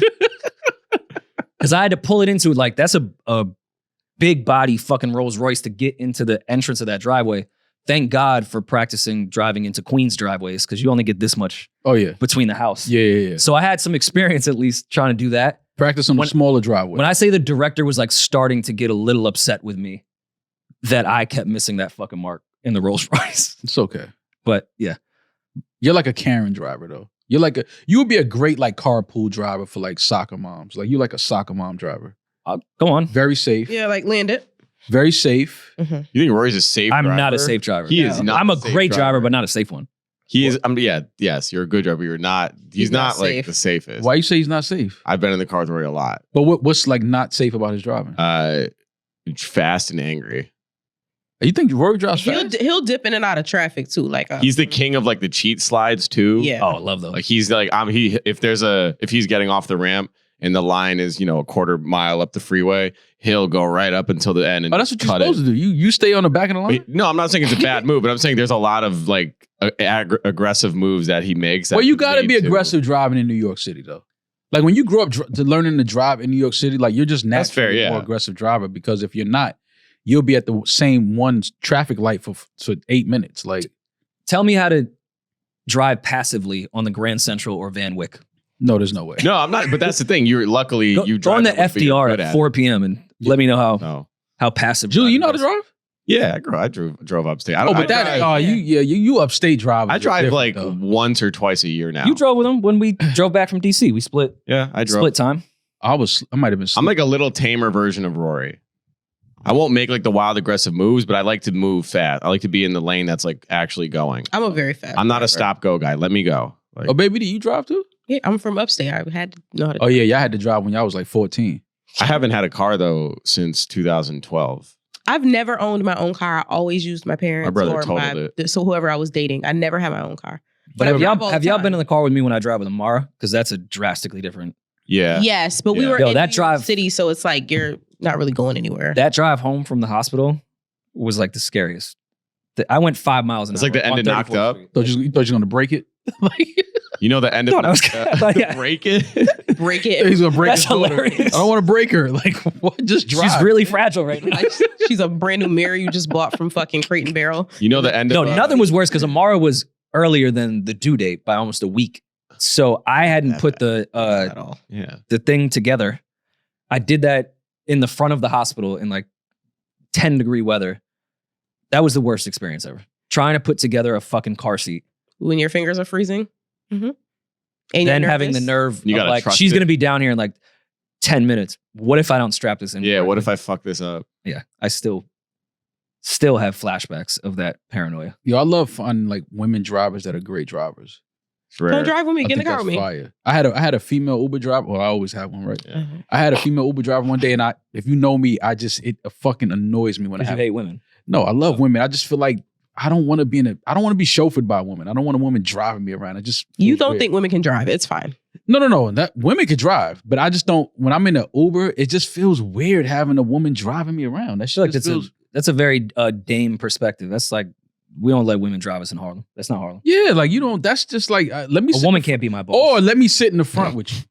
Like if I'm not gonna be, but being in the back and having a woman driving is crazy. The only time I don't like having a woman driver is when we're going to the airport and she wants to do the luggage thing. I'm like, let me don't do the bag thing. I never, got it. you never like. But then they feel offended. They're like, well, why don't you let me? I'm like, but come on. Like, I actually one time I was on my way to the airport. I actually let her try to lift up my luggage because I was like, yo, it's heavy. She was like, I got it. I was like, it's heavy.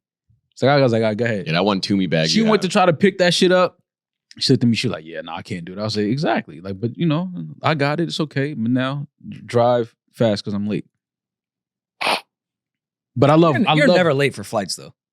flight. Well, I don't miss. No, but I don't. You're late miss, to us. I don't miss flights. You respect Delta way more than you respect us. No. I don't miss flights. But I have been late to the airport though. Okay. Like when you rushing, like damn, like I got to get to the airport. Like I haven't missed it, but it's been times where I cut it close getting to the airport for sure. This is a very me thing. I've never come close to missing a flight getting to the airport. I've almost missed my flight sitting at the gate. Yep. How? That's a me thing. I just get in my own world and then it's like last call so you boarding. don't see everybody else getting on the. I sometimes just get in my head, especially at airports, because I just like block out everybody. Yeah. Because If you miss your flight sitting at the gate, you gotta go get checked. I've never Something's done wrong. it, but I've come very close multiple times. Yeah, I've fallen asleep at I'm sitting up there like, and they're like boarding. And the gate came and the lady came and tapped me. He's like, "Is this your flight? Like we're about to close." Oh yeah, the no. doors." If they see you sleep, they'll do that. Yeah. That's nice of them. But also I will be on time to the airport because I have to get a glass of champagne at the airport every single time I go. It's just like You just want to overpay for routine. everything. Champagne. You just want to get there and buy a Why? $8 You want those bubble guts at I don't know. 30,000 It's feet? just kind of become like I just become my thing. Like I have to eat and have a glass of champagne at the airport. I do it every flight. So what I'll do is I'll be sitting up there like just chilling and I'll miss my flight that way. Like you gotta drink. You gotta like you want champagne to fly to like Champagne or prosecco. Detroit. Like, I'll where do you it when I'm going Yeah, to matter of fact, Syracuse. only Yeah. Detroit is where I would do that. Well, when we flew back from London, Rory and I we got- drank a lot of we got wine. cooked. But Okay. it wasn't our fault. They had an actual bar in the plane. The first class had a full bar. Mm-hmm. So we just, once they were cruising, we just got up and sat. There were seats at the bars. We were just at a bar and it was just the two of us. We went through, it was like us and a flight attendant who just became our bartender. We just went through like 4 or 5 bottles of wine. It was at Virgin Atlantic, right? Yeah. And That's had a I really known nice that, flight. I would have bought a fucking economy middle seat. Then you Because could- we snuck Julian up there. No problem. Yeah, I was right beyond the curtain. I just got up and walked in.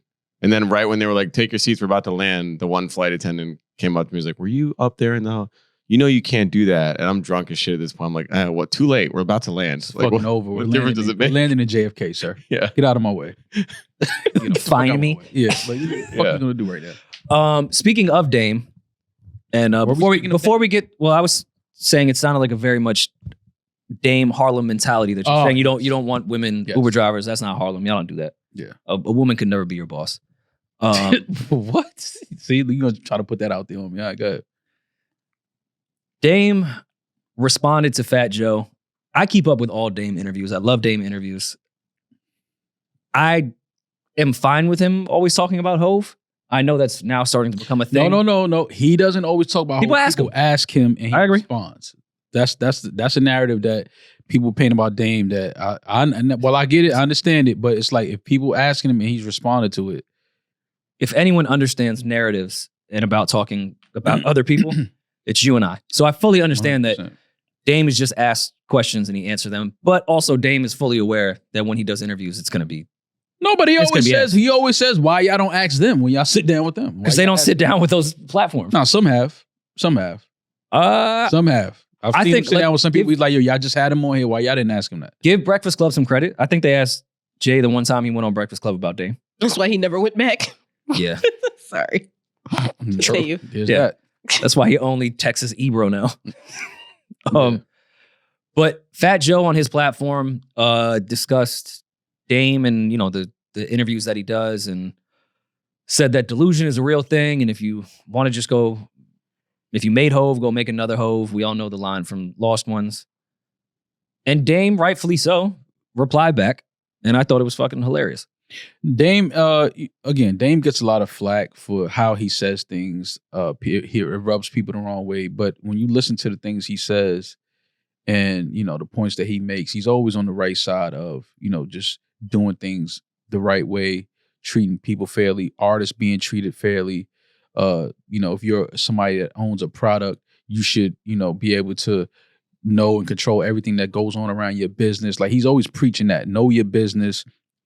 Every single part of your business, know it, because if not, somebody is going to come in and take advantage of your business, or you're going to have to pay somebody to do something that you can do yourself. So Dame always preaches, just being a CEO, being a leader, being a boss, and there's nothing wrong with that message. And I think it's great.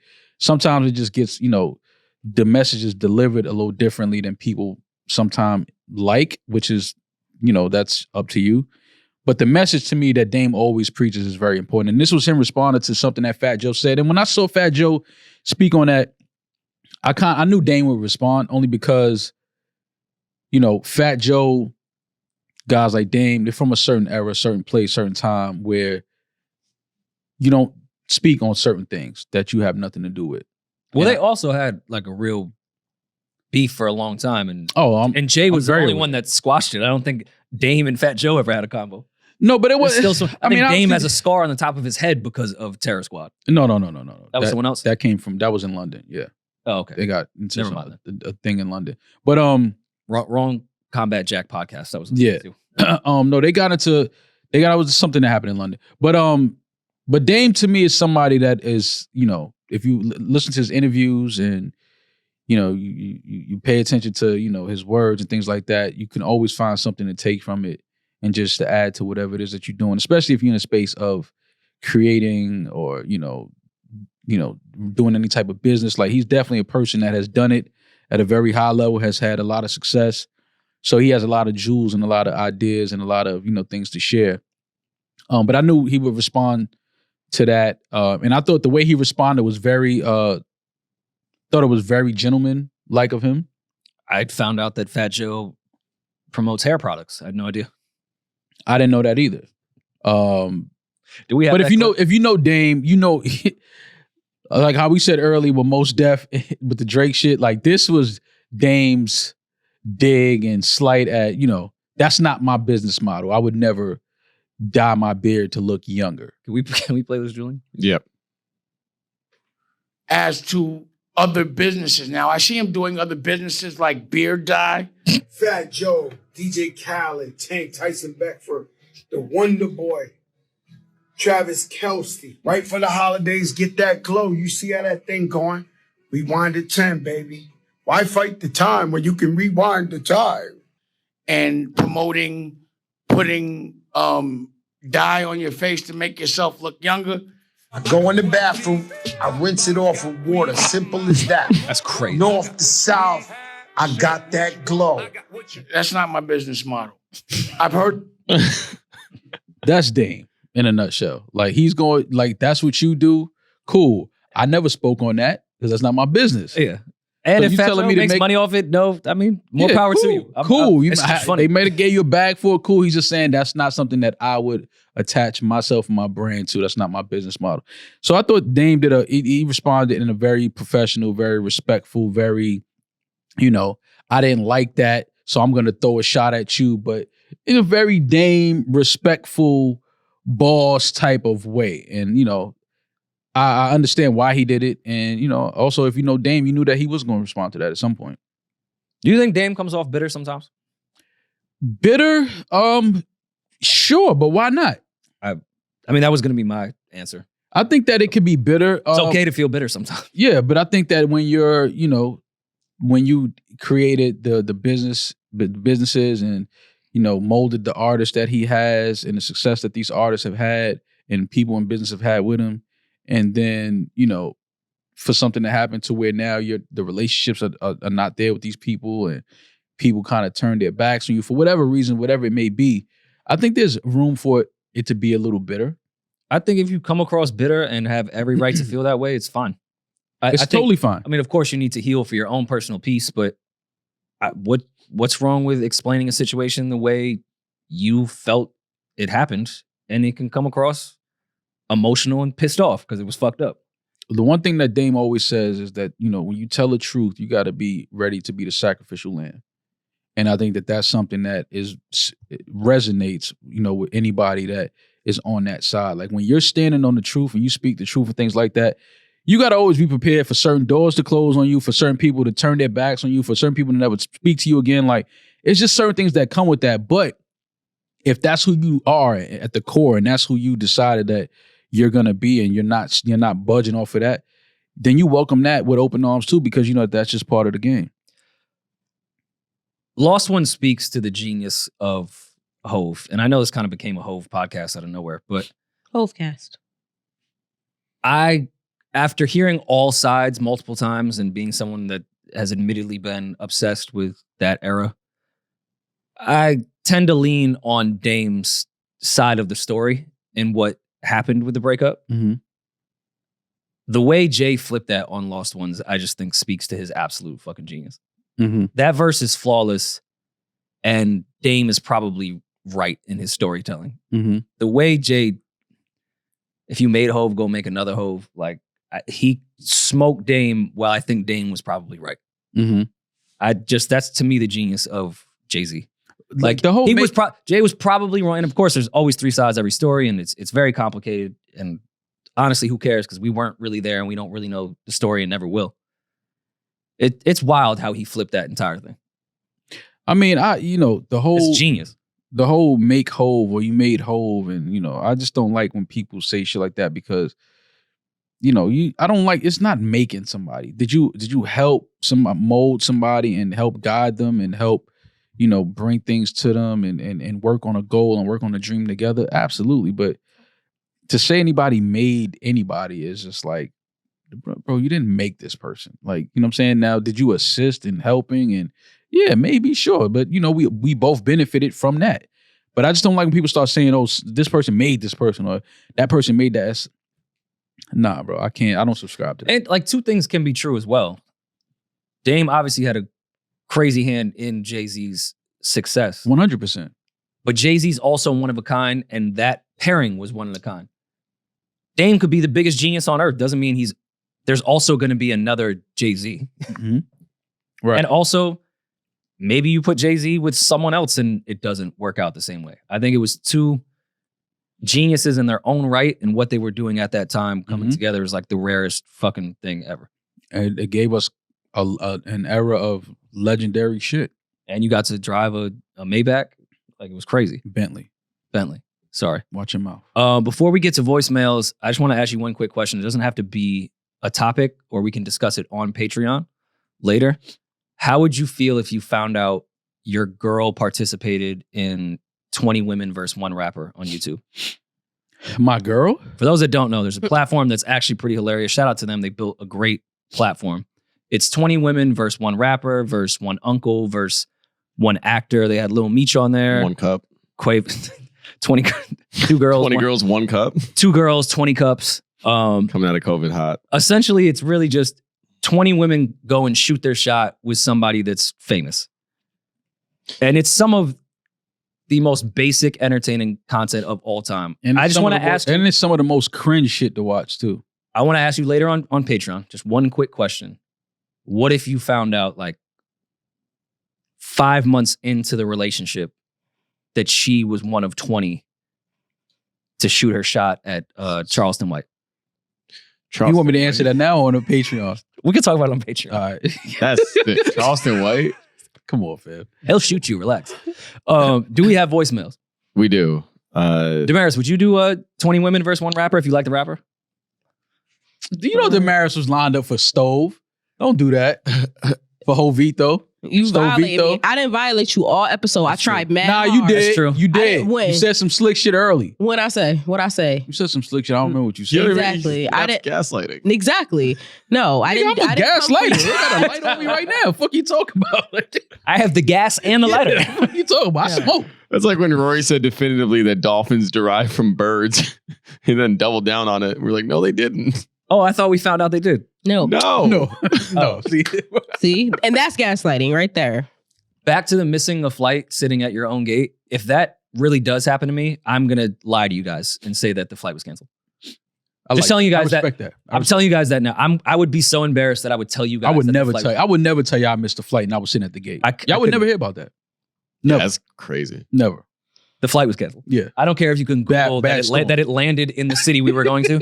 I am going to lie to y'all faces. Julian and Bitter were also on the same flight and they didn't wake me up. No. They were at the gate. Yo, it's time to pour. You've got mail. At the end of last week's Thursday episode, I asked you guys if you wanted a happy one or a sad one. Yeah. And we went out on a high note, so I figured we'd play the other option that I had lined up. So get ready. How y'all doing? Roy, Maul, Julian, Damaris, Young, Bobby out here in North Carolina. Mine is more so like childhood trauma. Like my dad died when I was 5 years old. So like certain things I wasn't able, like certain conversations or certain, just as man things I had to learn on my own growing up. And I feel like that kind of affected me as a father. I have a son who's 11 and I still have a hard time having certain conversations about, women. Even though he's 11, but now, they're starting to ask questions now about girls in school. And, about, those type of conversations, like how to address those type of conversations with your child Even sometimes my mom was like, you don't tell, your son you love him enough. I'm like, I mean, I tell him I love him, but he should not. I shouldn't have to tell him, all the time. Like, he should know. But I feel like some of that came from probably something I was missing in my child. I don't know. What do y'all think about that? Could childhood trauma affect the way you raise your child? Well, I mean, appreciate it. Short answer. Was that nigga Yes. crying at the end of that? Probably. Mom. Could be. That was a vulnerable moment. Yeah. Yo, you're such an insensitive asshole sometimes. Yo, like, What? This is why people don't come to you when they have like real emotional issues. Yo, Bobby, don't leave no voicemail crying. All right, Don't man. do that. Oh, come on. What? You want to hear a grown man He's call literally you crying? trying to work on being a better father. I think Like, this are is you a- crying, yeah. pussy? Like, the guy's being vulnerable. This is a very Well, important. that's my trauma. See, I'm pushing my trauma to Bobby. Damn, I How that didn't works? peep. That's true. My mother said, "You crying, nigga? Get your ass." Damn. your mother mom- did not say that. My mom never said She's that. a Never sweet said ass that. Joking. That's just you. She's the sweetest lady. Yeah, she never said that to me. Damaris and I had a conversation at a hookah spot yesterday, sort of similar to this in some degree. It was me, Damaris, and Lo, right? Yes. And eventually I want to have another child, and I'll be honest, it'd be nice to have a son. I wanted a daughter first, and was happy that I got a daughter. But eventually, got to carry on the name and all that shit. I'm my only child. Mm-hmm. I do fear how I will treat a future son to the way I treat Amara. I'm maybe call it toxic masculinity. I don't know if I'm going to be as affectionate and loving to a son. Like it bothers me in my head a little bit just thinking about it, of how I already treat Amara and will continue to treat Amara in such a sensitive and caring way. I don't know if I'm going to have that same process with a son, which is fucked up, because we were just talking about the Lil King thing where, we typically don't care about boys. Like, it's like, go figure it out. Like, we're a second thought when it comes to the emotional side of everything. Mm-hmm. And that may come from childhood trauma as well. But we have that, like, you got to raise a man. Yes. So I feel him. It's a little different conversation, but it is tied into, I think, what he's saying. We weren't raised affectionately from the men in our family. We're not going to do it once we have a son either. Well, he lost his father at 5. So he's saying, I literally didn't have a dad. No, a male I'm figure saying in the house. it's tied into kind of what his conversation was. If that's completely absent, then you really have no reference, and you're just going to probably go with the toxic male situation. But it is something you have to get over and understand that your sons need the same type of love and affection that your daughters require, and that you want to give to them. I think that listen, man, your sons need a hug too. No, 100%. I think that, why you say you don't know if you'll be as affectionate, I think it's the opposite. I think you'll be very affectionate with your son, only because maybe you didn't have an affectionate relationship with your dad. I always feel like it's very rare that, because I feel like the way I was raised, and I don't know the way some of my brothers and sisters were raised, like, we don't treat our nieces and nephews the same way we were treated growing up. It's like, yo, I would never, like how you said, like, even, yelling or spanking you could never see yourself doing that to your daughter. No. Like, I don't think my sister has ever, like, spanked my nephew. You know what I'm saying? Like, it's just certain things that I think once you went through it and you remember the feeling that you had, and like, yo, like, Mom, you didn't even have to hit me there. Like, you could have just told me to clean up my room and it would have been done. Like, I would have did it. Like, we just are at a different, I think, generation, a different era now, where we just realize the way that we were raised. Certain things were like, okay, I understand why our parents were, just trying to figure things out too. They didn't, you don't have a manual on how to be a parent. But it's like, once you become an adult, you just remember certain ways that you felt as a kid in certain situations, where I think that you are going to do the exact opposite. Like, okay, I'm not going to yell at my daughter or my son because I know how I felt when my parents yelled at me, or I know what that did to me. Like, you know what I'm saying? It's just certain things I think that you just adjust and find different ways to parent now that you're an adult and you have your own kids. But it's a little conflicting because I'm very progressive, I feel like, despite the jokes we make on this podcast. I also have a side of me that believes in masculinity and raising a man. And sometimes that's not the same way as raising a daughter. Men and women are equal, but we are different. So yes, I fully believe that our sons need affection, love, understanding. They need to be coddled. Like a lot of us are a little fucked up now because we were never coddled. But there is value in where we ended up because there was some neglect and like, yo, go figure it the fuck out for yourself. You're a man. But that's not neglect. That's not neglect. And that's not, it's not an all or nothing system. You can be supportive and not leave your kid to fend for themselves.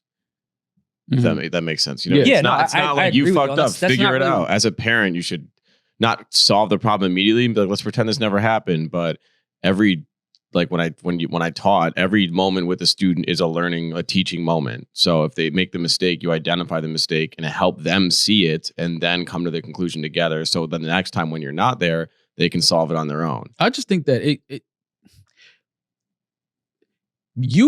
I think if you're a mentally healthy person. Oh, well, take me out of this. Well, no, you're mentally healthy. I think that I just think that you just know, for the most part, as adults, you know right from wrong. If you're a mentally healthy, functioning adult, you just know right. You just mean like no matter what it is across anything, you just know when something is right and something is wrong. You know when you're doing something right.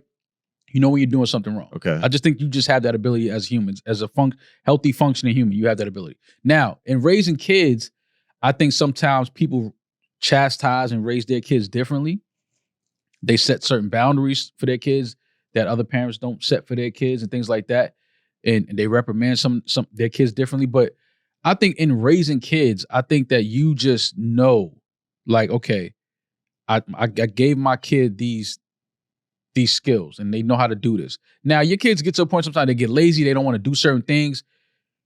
That's when you throwing up, figure it out, because I know that you're equipped to do what I'm asking you or telling you to do. You're just being a brat or a kid right now. You know, you're acting like a baby and you don't want to do this. You're throwing a fit. Cool. This is a learning. We can use this as a learning experience now. This is what happens when you don't use the skill sets that you have and you want to just act like, oh, I don't want to do this, and you throw a fit. You're not going to get what you want. Some parents, they'll just do it for their kid or whatever they ask them to do. They'll just do it themselves. Some, it's going to stay there until you fix it, until you do it. Like clean your room. You don't want to clean your room? Okay, cool. Well, you don't get to play PlayStation or you don't get to use your VR headset and things like that. Like you just raise your kids differently. But you don't just, beat your kids or put your hands or yell or curse at your kids. Like, to me, that's just a little like, all right, that's a little too. Now, I'm not here to tell anybody how to parent and raise their children.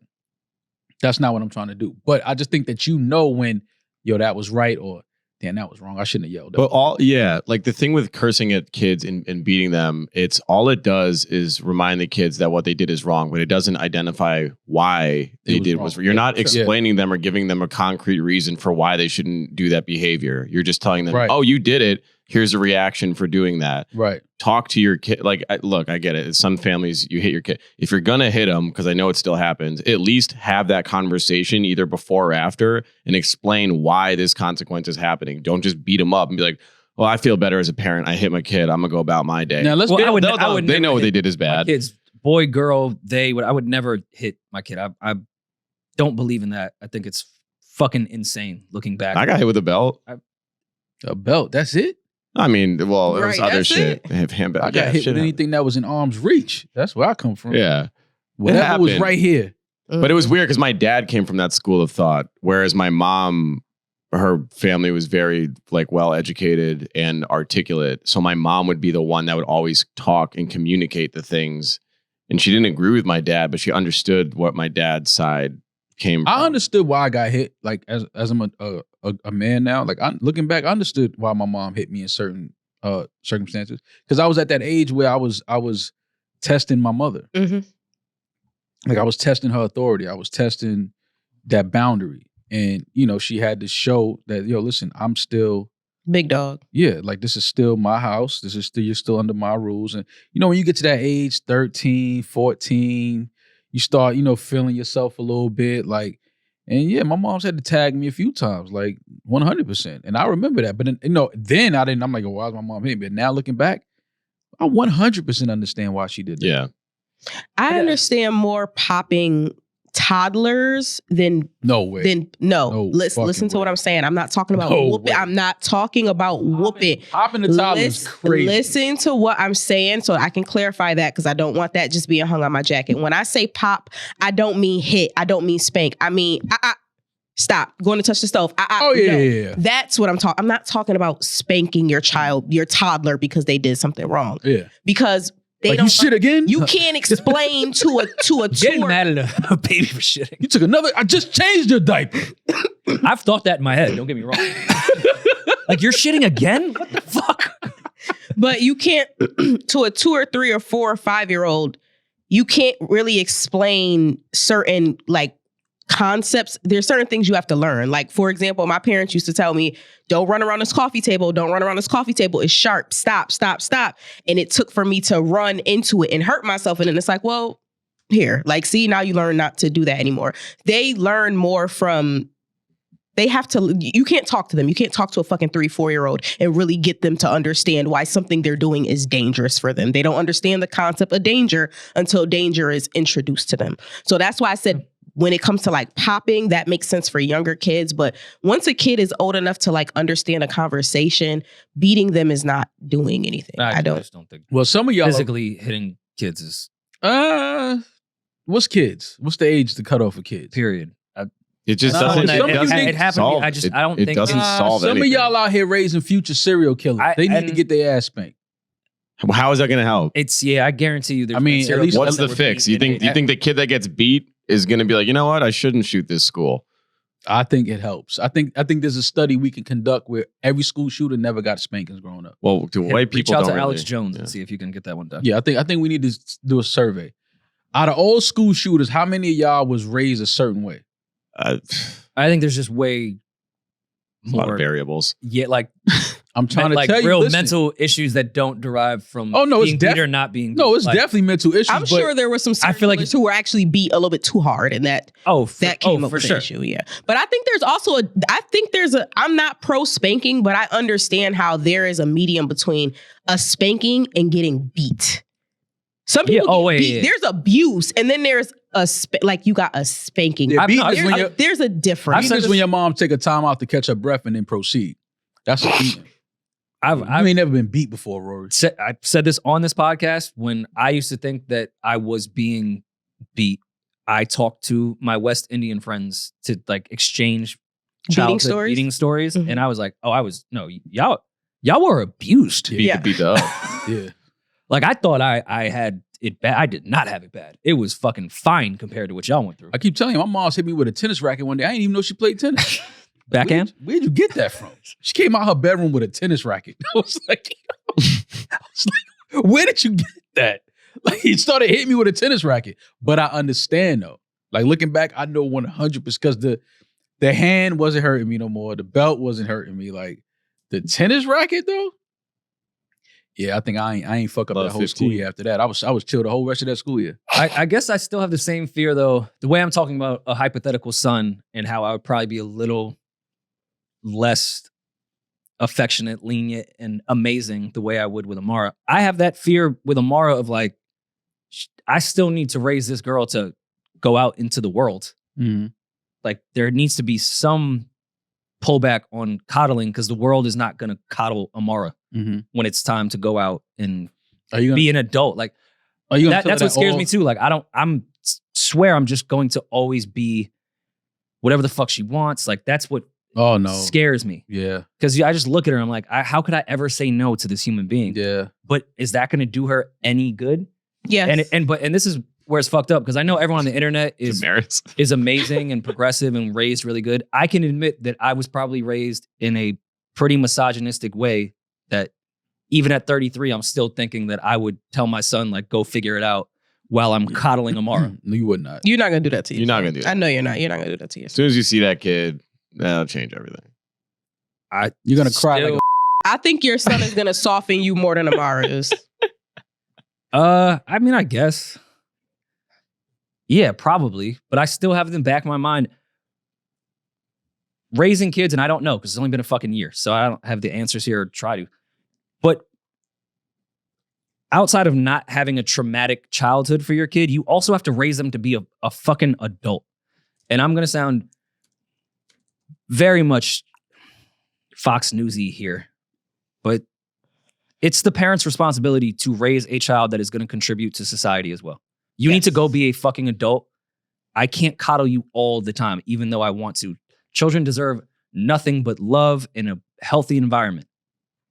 But where do you draw the line on certain things? Because when am I doing you a disservice? This is how you raise. When am I really just making you so soft that when the real world hits you, that first week, you'll be like, too hard, I'll run back home. That's not creating a person that is going to contribute to not only themselves, but to the world we live in. That goes back to the school shooter theory. See, all these kids that shoot up schools is the ones that was coddled. And as soon as the first time they were told no, didn't make a school team, got cut, all this type of shit. Probably mentally ill as well. Then they, probably that too. Then they rebelled. Screws. The world is against them and also Undiagnosed bro, you just trauma. got cut from the team. Like you didn't make the team. It's okay. That's your first sign of not being accepted. Like it's okay. You can just try again next year. But I would say you raise your daughter to tell her that all boys have AIDS and teach her how to change a car tire. That's a fact. Yeah. I think those are like 1 and 2. Yeah. 1A, 1B. There you go.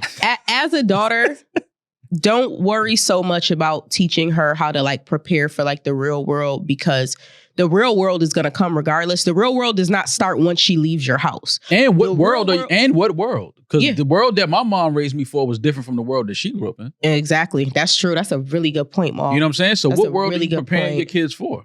Yeah. You might have a son in a few years. Being a woman, or you might have a kid that Amara might identify as a boy. That's why that was what I was saying. Yeah. The world that's where we at now. I know we're like we make these jokes on the podcast all the time. Life is easy for women and all of this. You're sick. Life is easy for women and all of these things. Sorry. No, finish the joke. It's just Amarian. I'm sorry for interrupting you, Damaris, but he just called my daughter Amarian. No, Amarian. She keeps the A. Yo, you don't know. That's the world we in, bro. You don't know. That's the world we in. I'm just saying, what you left from the hospital with might not be what you walk across that graduation stage. That's all I'm saying. I'm so happy we have a new HR policy here. I'm just trying to tell you. I'm fuming bro, sitting in a seat right now. I'm trying to tell you. I'm just trying to tell you. Prepare is you. funny as fuck. I'm sorry. I'm not, no, it was a good one. A1 joke. It was fucking great. That was great. Good job. I didn't hear him. But you know, Kia and I had that conversation actually over the weekend. Yeah. In the event. You had a lot of deep combos this weekend. Yeah, man. Yeah. In the event that Amara wants to be like change her sex, or her gender. I mean, we had the debate because I think we were watching. HBO has the debates now, like with the Republican candidates. I don't think they have the Democratic ones. So we missed it when it was live. Wait, they don't have a Democratic debate? I didn't see it on Max. I could be wrong. Oh, but we wanted to watch it, and when it aired, Amara was awake and it was whatever. So we watched it a few days later, and of course, watching Bill Maher with your daughter is crazy. It was not Bill Maher. Oh. CNN, which I thought was great that CNN conducted the Republican debate. But we watched it, and naturally the transgender conversation, which again to me is just another distraction. It's the new gay marriage. It's the like, why can't we really address? It's not real issues. It's just like, who gives a fuck? Like, just let people do whatever the fuck they want. You're doing this to avoid any accountability on the real issues that are affecting every last person in America. But it got Kia and I talking about in the event that Amara felt that way and wanted to get surgery, puberty blockers, and everything. And that's kind of where we differed a little bit. If Amara came to me and said, hey, I feel like a boy, I would support and love any last thing that she wanted to do in that regard. I'm not with surgery under 18 Agree. at all. My only question would be, And- what age would you take and- it seriously? But Key was making the point that, okay, but that can drive kids into more of depression because they feel like they can't be themselves. And I was like, maybe it's a little optimistic of me. I think because this would be a healthy environment, that if she came to us and said that, we would be very understanding and loving and treat her as such. But you can't get this surgery. I mean, in my opinion, I'd prefer 20s, but like 18, I guess, is just a better cutoff there. If Amara, when she was an adult, wanted to go get surgery to change her sex, I would be at the hospital next to her bed in the recovery room. But I'm not letting a 14-year-old get surgery. No, I think Like I I'm can't with you live on that way. yeah. And I don't know if that's transphobic. I don't know if everyone's gonna kill me because I like to live in the middle. Transphobic. Bro. I wouldn't let any kid get any type Of surgery. of that does altering That's not a physical that's altering not a surgery decision that for a wasn't. kid. That's not a decision for a kid to make. No type of surgery is a decision. No type. I If don't it's care not if it's a required broken for you leg. to live, Like, yeah, no. it's like no, it's not. That's not a decision for a kid to make. And Adults are supposed to make that decision. And I understood Kia's point in that regard of how many kids really just drive into depression and possible suicide if they cannot be who they want to be, especially through puberty, because we all know our brains are fucking nuts when you're going through puberty. Mhm. I just think if you're in a loving environment, I think that happens with kids that feel rejected by their support system. They Mhm. can't get surgery and everyone around them feels like, Yeah. what's wrong with you? I think it would be a loving environment. Be like, hey, you're just going to have to wait to do that. We're here to help you in any other way. But no, I'm not letting a teenager get surgery in that regard. Like No. that's crazy. Agreed. No. And I'm not going to pretend like I know all the research and puberty blockers and this and that. It's just not something I would run to do. I just think two things can be true, and I can live in the middle and gray area of saying I support how you feel.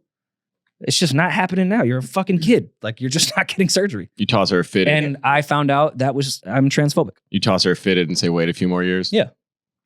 Well, no, they don't get surgery. Yeah, The ones that wear fitteds don't get surgery. Remember tomboys? Oh, That was an era.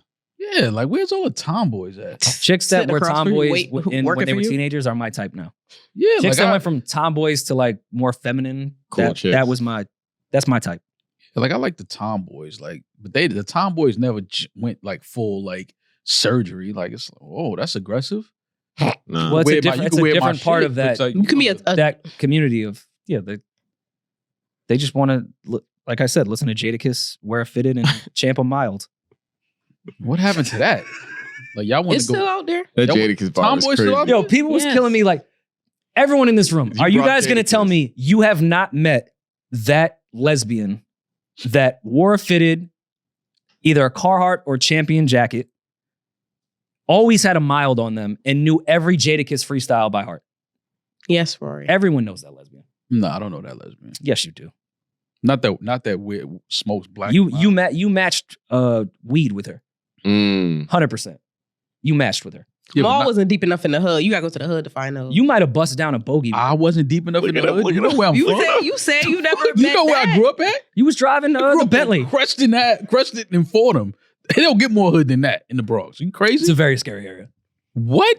No, it just was a different time, I guess. I don't know. Well, to bring it back really quickly to Bobby, I would encourage. Yeah. I would encourage him to, because of the insecurities he has around him not having a father, and they feel like he's currently missing something.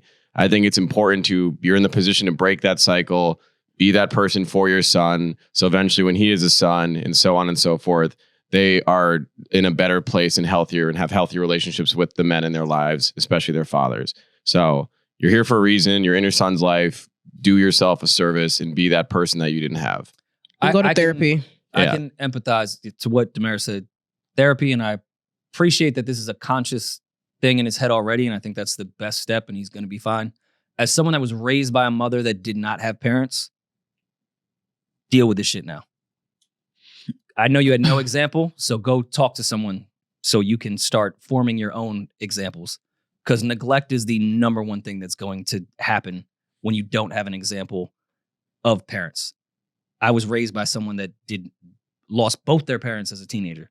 and had no reference of what parenting was. She was an amazing mother, but trust me, it definitely is part of look at Rory. her parenting. Yeah, look at how crazy I am. I think it's very simple. I'm fucking missing flights when I'm at the gate. I think it just comes down to people just always raise your kids with love. It's really that simple. You can't. Yeah, that's the one part you can't go wrong on. Like, Genuine once you raise love. your kids with genuine, unconditional love, like everything else will fall into place and figure itself out, man. Just love your kids, raise them in love, teach them to love, and all that other shit. You'll figure it out. And it takes a village. That's something that I came up with. That I feel like it takes a village. Yeah, the phrase you came up with that. Yeah, a phrase I came That's up what's with. up. I appreciate you bringing that to the ecosystem. Yeah. I don't think a lot of people. It takes a whole village to do so. So Speaking of DC, we're in DC March 23rd. where are we speaking of? At the club. Yeah. All-Star Weekend. Oh, That's all a right, cool. wild callback. Yeah. Oh, we got to redo that club night then. Should we hit Fancy now? Bar is not there anymore. I can promise you. It closed in 2010. I looked it up. Did it? We're in a Yeah. group chat with Shad. Yeah. You can go to Should we- Rose Should Bar. we pay for his flight? No. Shad.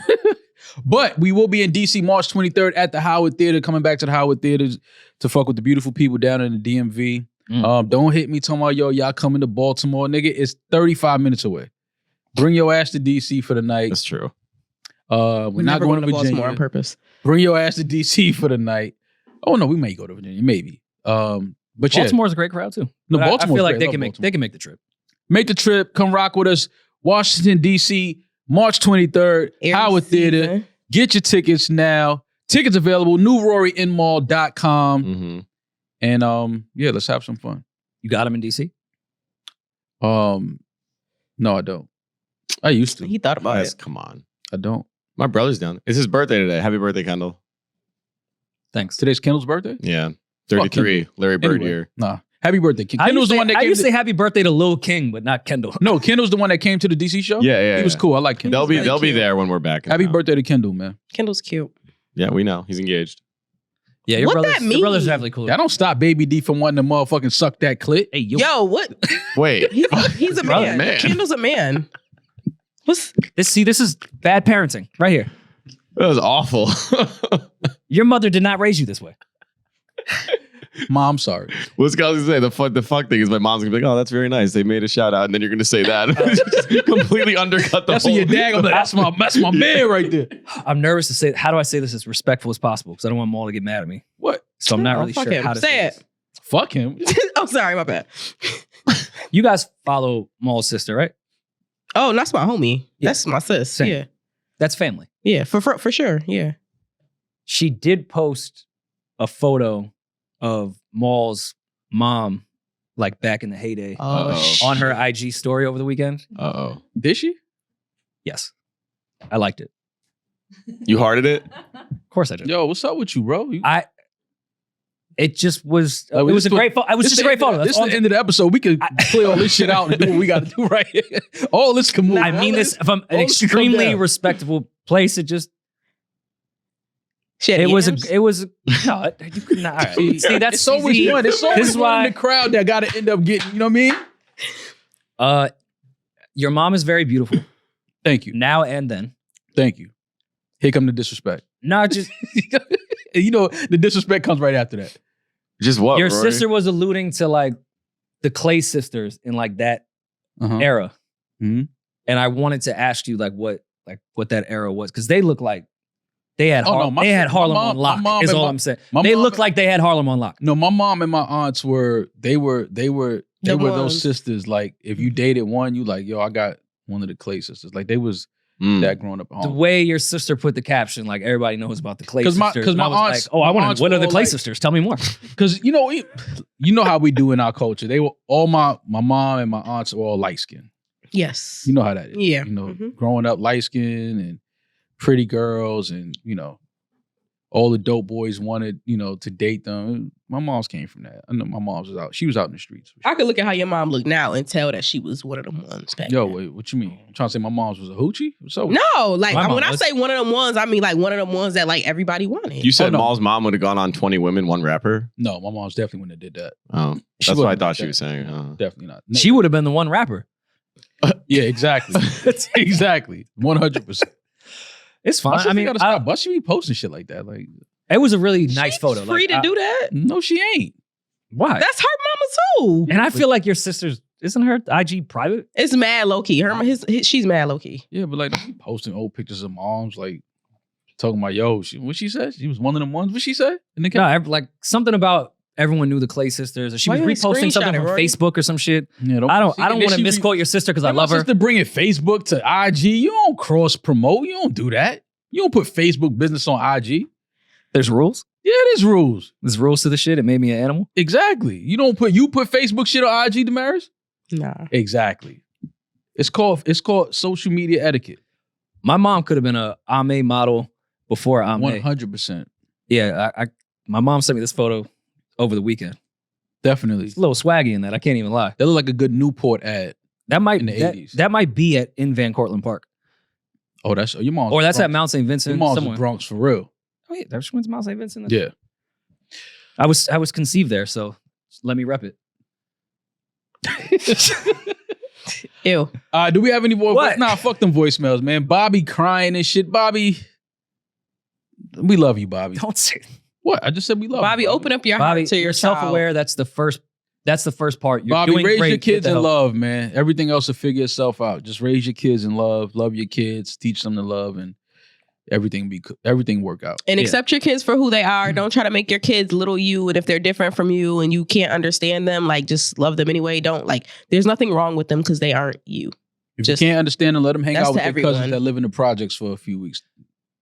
That's how you always get them back on track. That's the best. Y'all want to part see about it. poverty? We're going to see poverty this weekend. Show you how good you got it. Show you how. My dad used to do that with us. Yeah, you got to do that to your kids. The poor cousins is important. Take them to the poor cousins' house. Let them run around all night. Let them try to find a space in the crib to lay down and sleep. There ain't no beds. Mm-hmm. Get your jacket, ball it up. You know what I'm saying? That's your pillow. You know what I mean? Take that little sofa, that piece of the couch, put it on top of you. The couch cushion. That was always my mom's side, not my dad's side. Yeah, that's how you got to get My in. dad's side did all right. My mom's side, I was like, these people are crazy. Yeah. It's all good. These people are poor as fuck. Rory. Holy that's real. shit, I don't like it over here. That's real. You got to go to your poor cousin's house, man. Builds character. We'll close right now, but I do want to give a huge congrats to Lil Nas X. He's on pace to be number 80 on Billboard. Congrats. Your rollout did great, bro.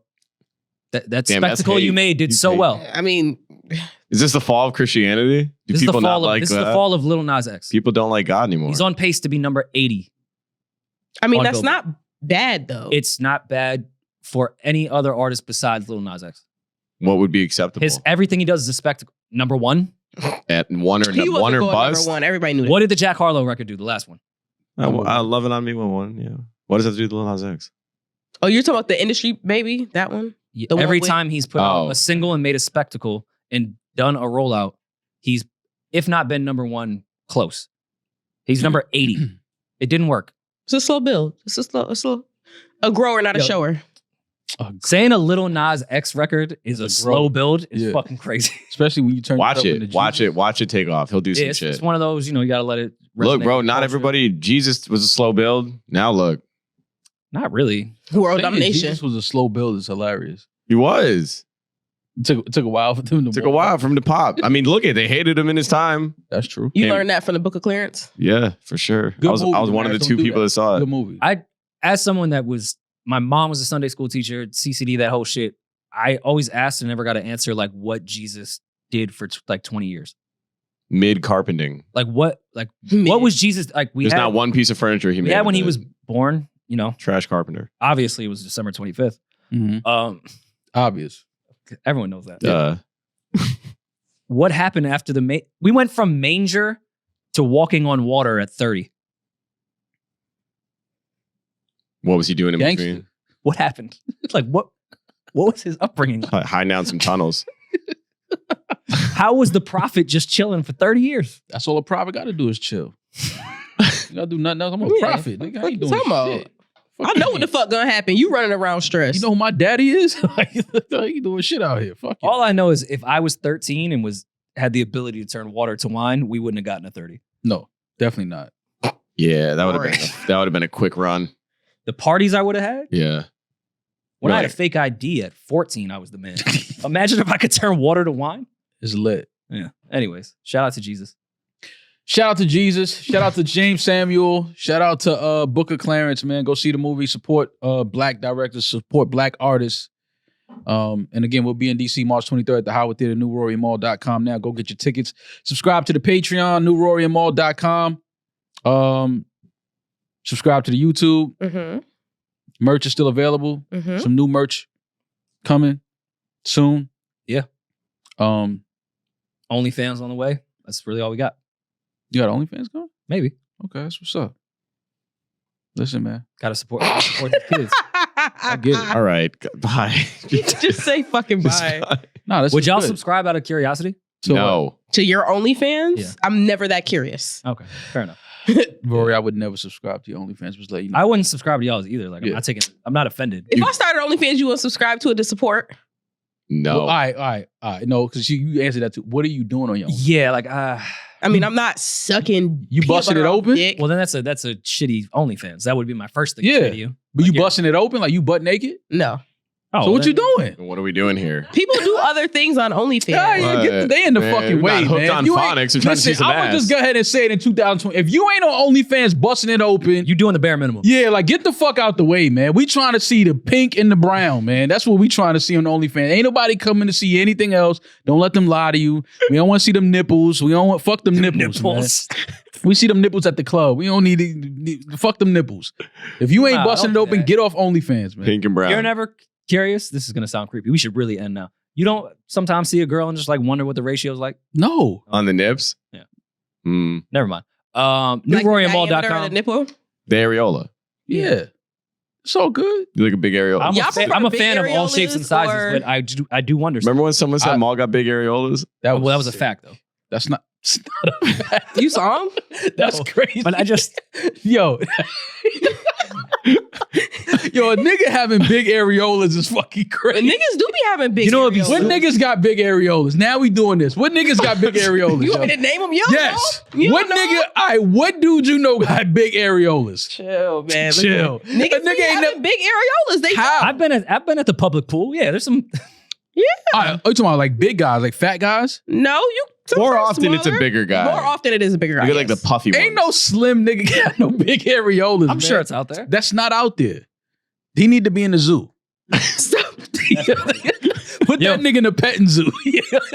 I don't know if this is like offensive. Sorry, Maul.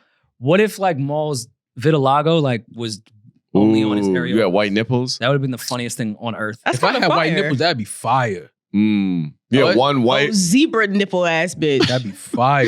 Look like a cat. If you had vitiligo on your nipples, I would ask you during an episode on camera. It's like, can I see? And I would definitely tell you that we'd no longer work together. Right after that, I'd be like, yo, I don't know what lifestyle you into, homie. It don't align. That's not my business model. I would just. That's the new. That's not hip hop. That's not my business. It's not my model. business model. You know what I'm saying? Niggas asking to see my nipples. That ain't my business model. That's Yeah. all I'm saying. We not doing that over here. You know what I'm saying? If that's your company, that's just. Yo, listen. It's on do you. what you do. We not doing that over here. Yo, we'll talk to y'all later on this week. Have a safe week. Be blessed. Be safe. Happy birthday, Martin Luther King Jr. The dream still lives on. I'm that nigga. He's just ginger. Peace. No worry and mom.